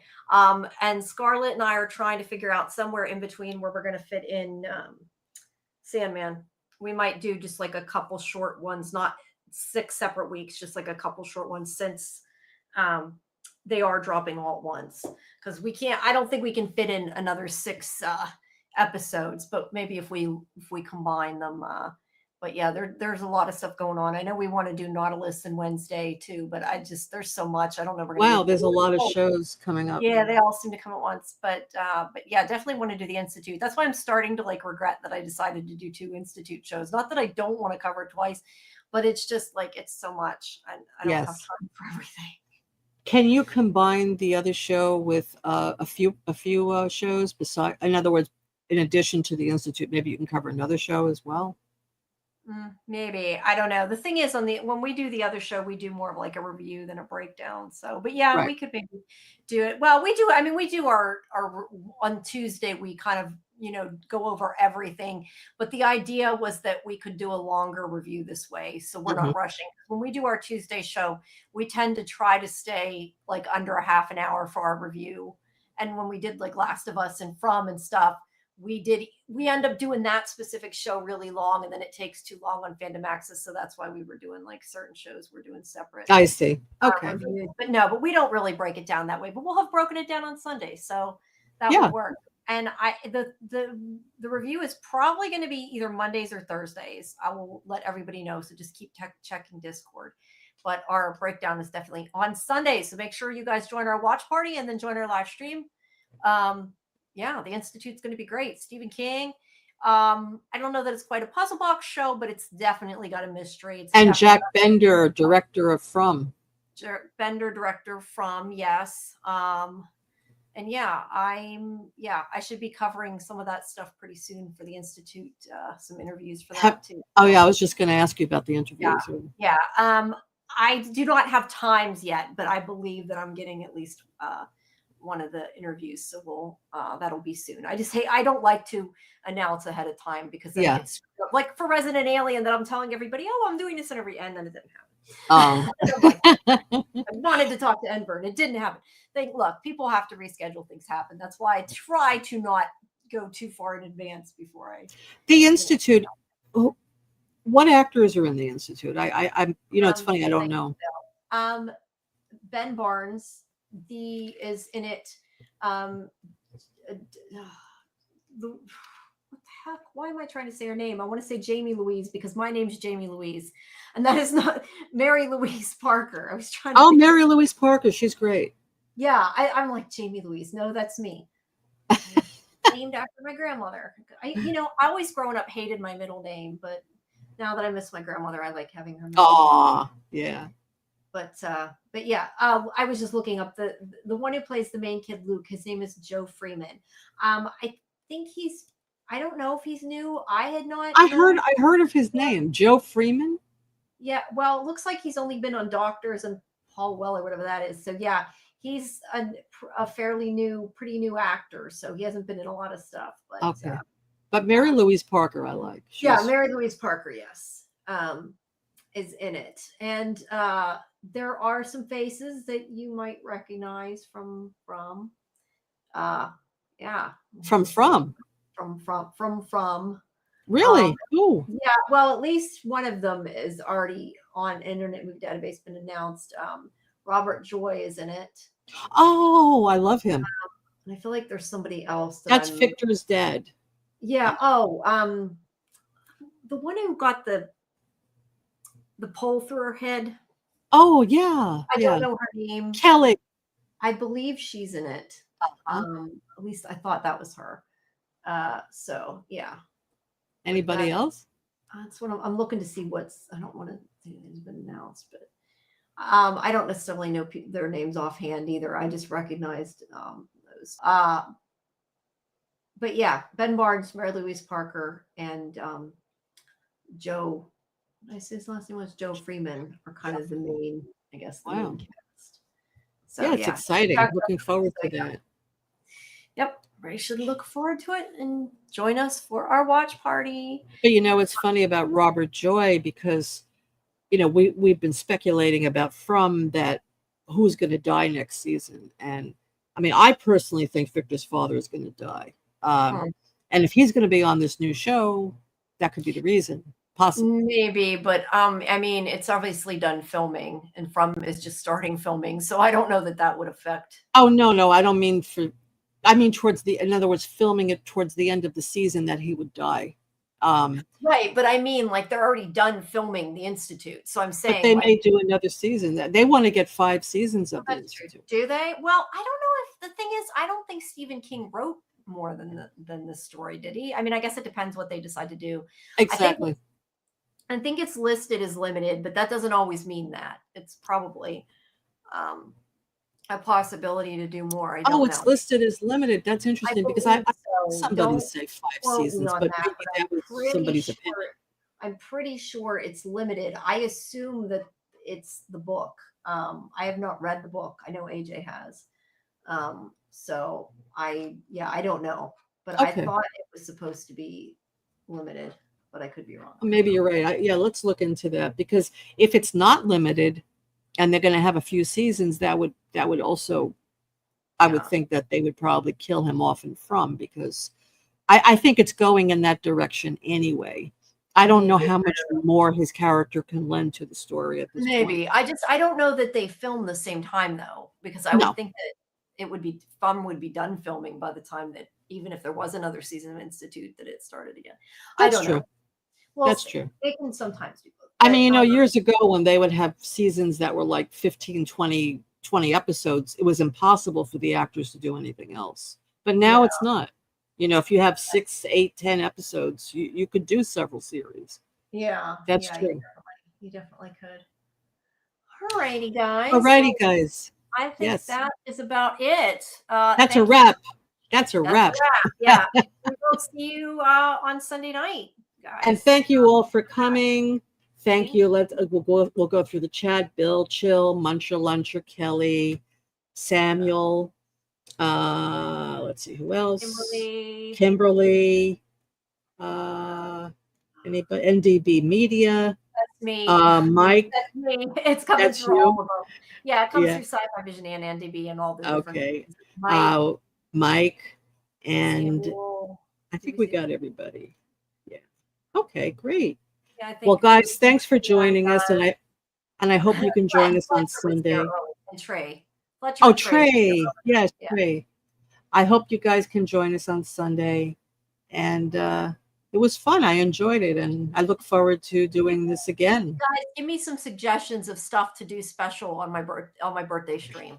I was going to ask you what you're going to do on your birthday. I have no idea. That's why I'm wondering if I should do something crazy on the stream. What am I going to do? I'm going out, but I have interviews beforehand. So. You mentioned that, right? Yeah, so I won't be out all day, but that's why I'm afraid I won't make it back. That's why I might move it a little bit later, just because I don't want to be late for the show. Well, you have to have like a birthday toast and maybe a birthday cake or something. Yeah, but I don't know what to do on the stream. I just was trying. I'm talking about on the stream. On the stream. Yes. Cake on. I can maybe get a virtual cake and put it up. Yeah. Yeah. Maybe I should change the overlay for my birthday and put like balloons and shit up. And yeah, I like that idea. Yes. That might be fun. We'll see. But yeah. So that is Thursday. But yeah, that's about it, guys. So thank you for joining us. And questions for Stephen Ogg for the interview. Yes, please. Either through X or through Discord. Just even message me. I'll find them. And And please like and subscribe to our streams, both of our streams. We greatly appreciate it. I do appreciate it. I know most of the people that watch my streams are not subscribed. So please subscribe. That's right. You must subscribe. Yeah. And then you'll know our schedule also. You'll see when videos are dropping. You'll see when our lives are scheduled. Yeah. Yep. Okay, guys. Have a wonderful night. If you guys want me to do one on the web there, a video or something. We'll talk about it. Okay. All right, guys. Have a good night. Have a good night. Bye. Bye-bye.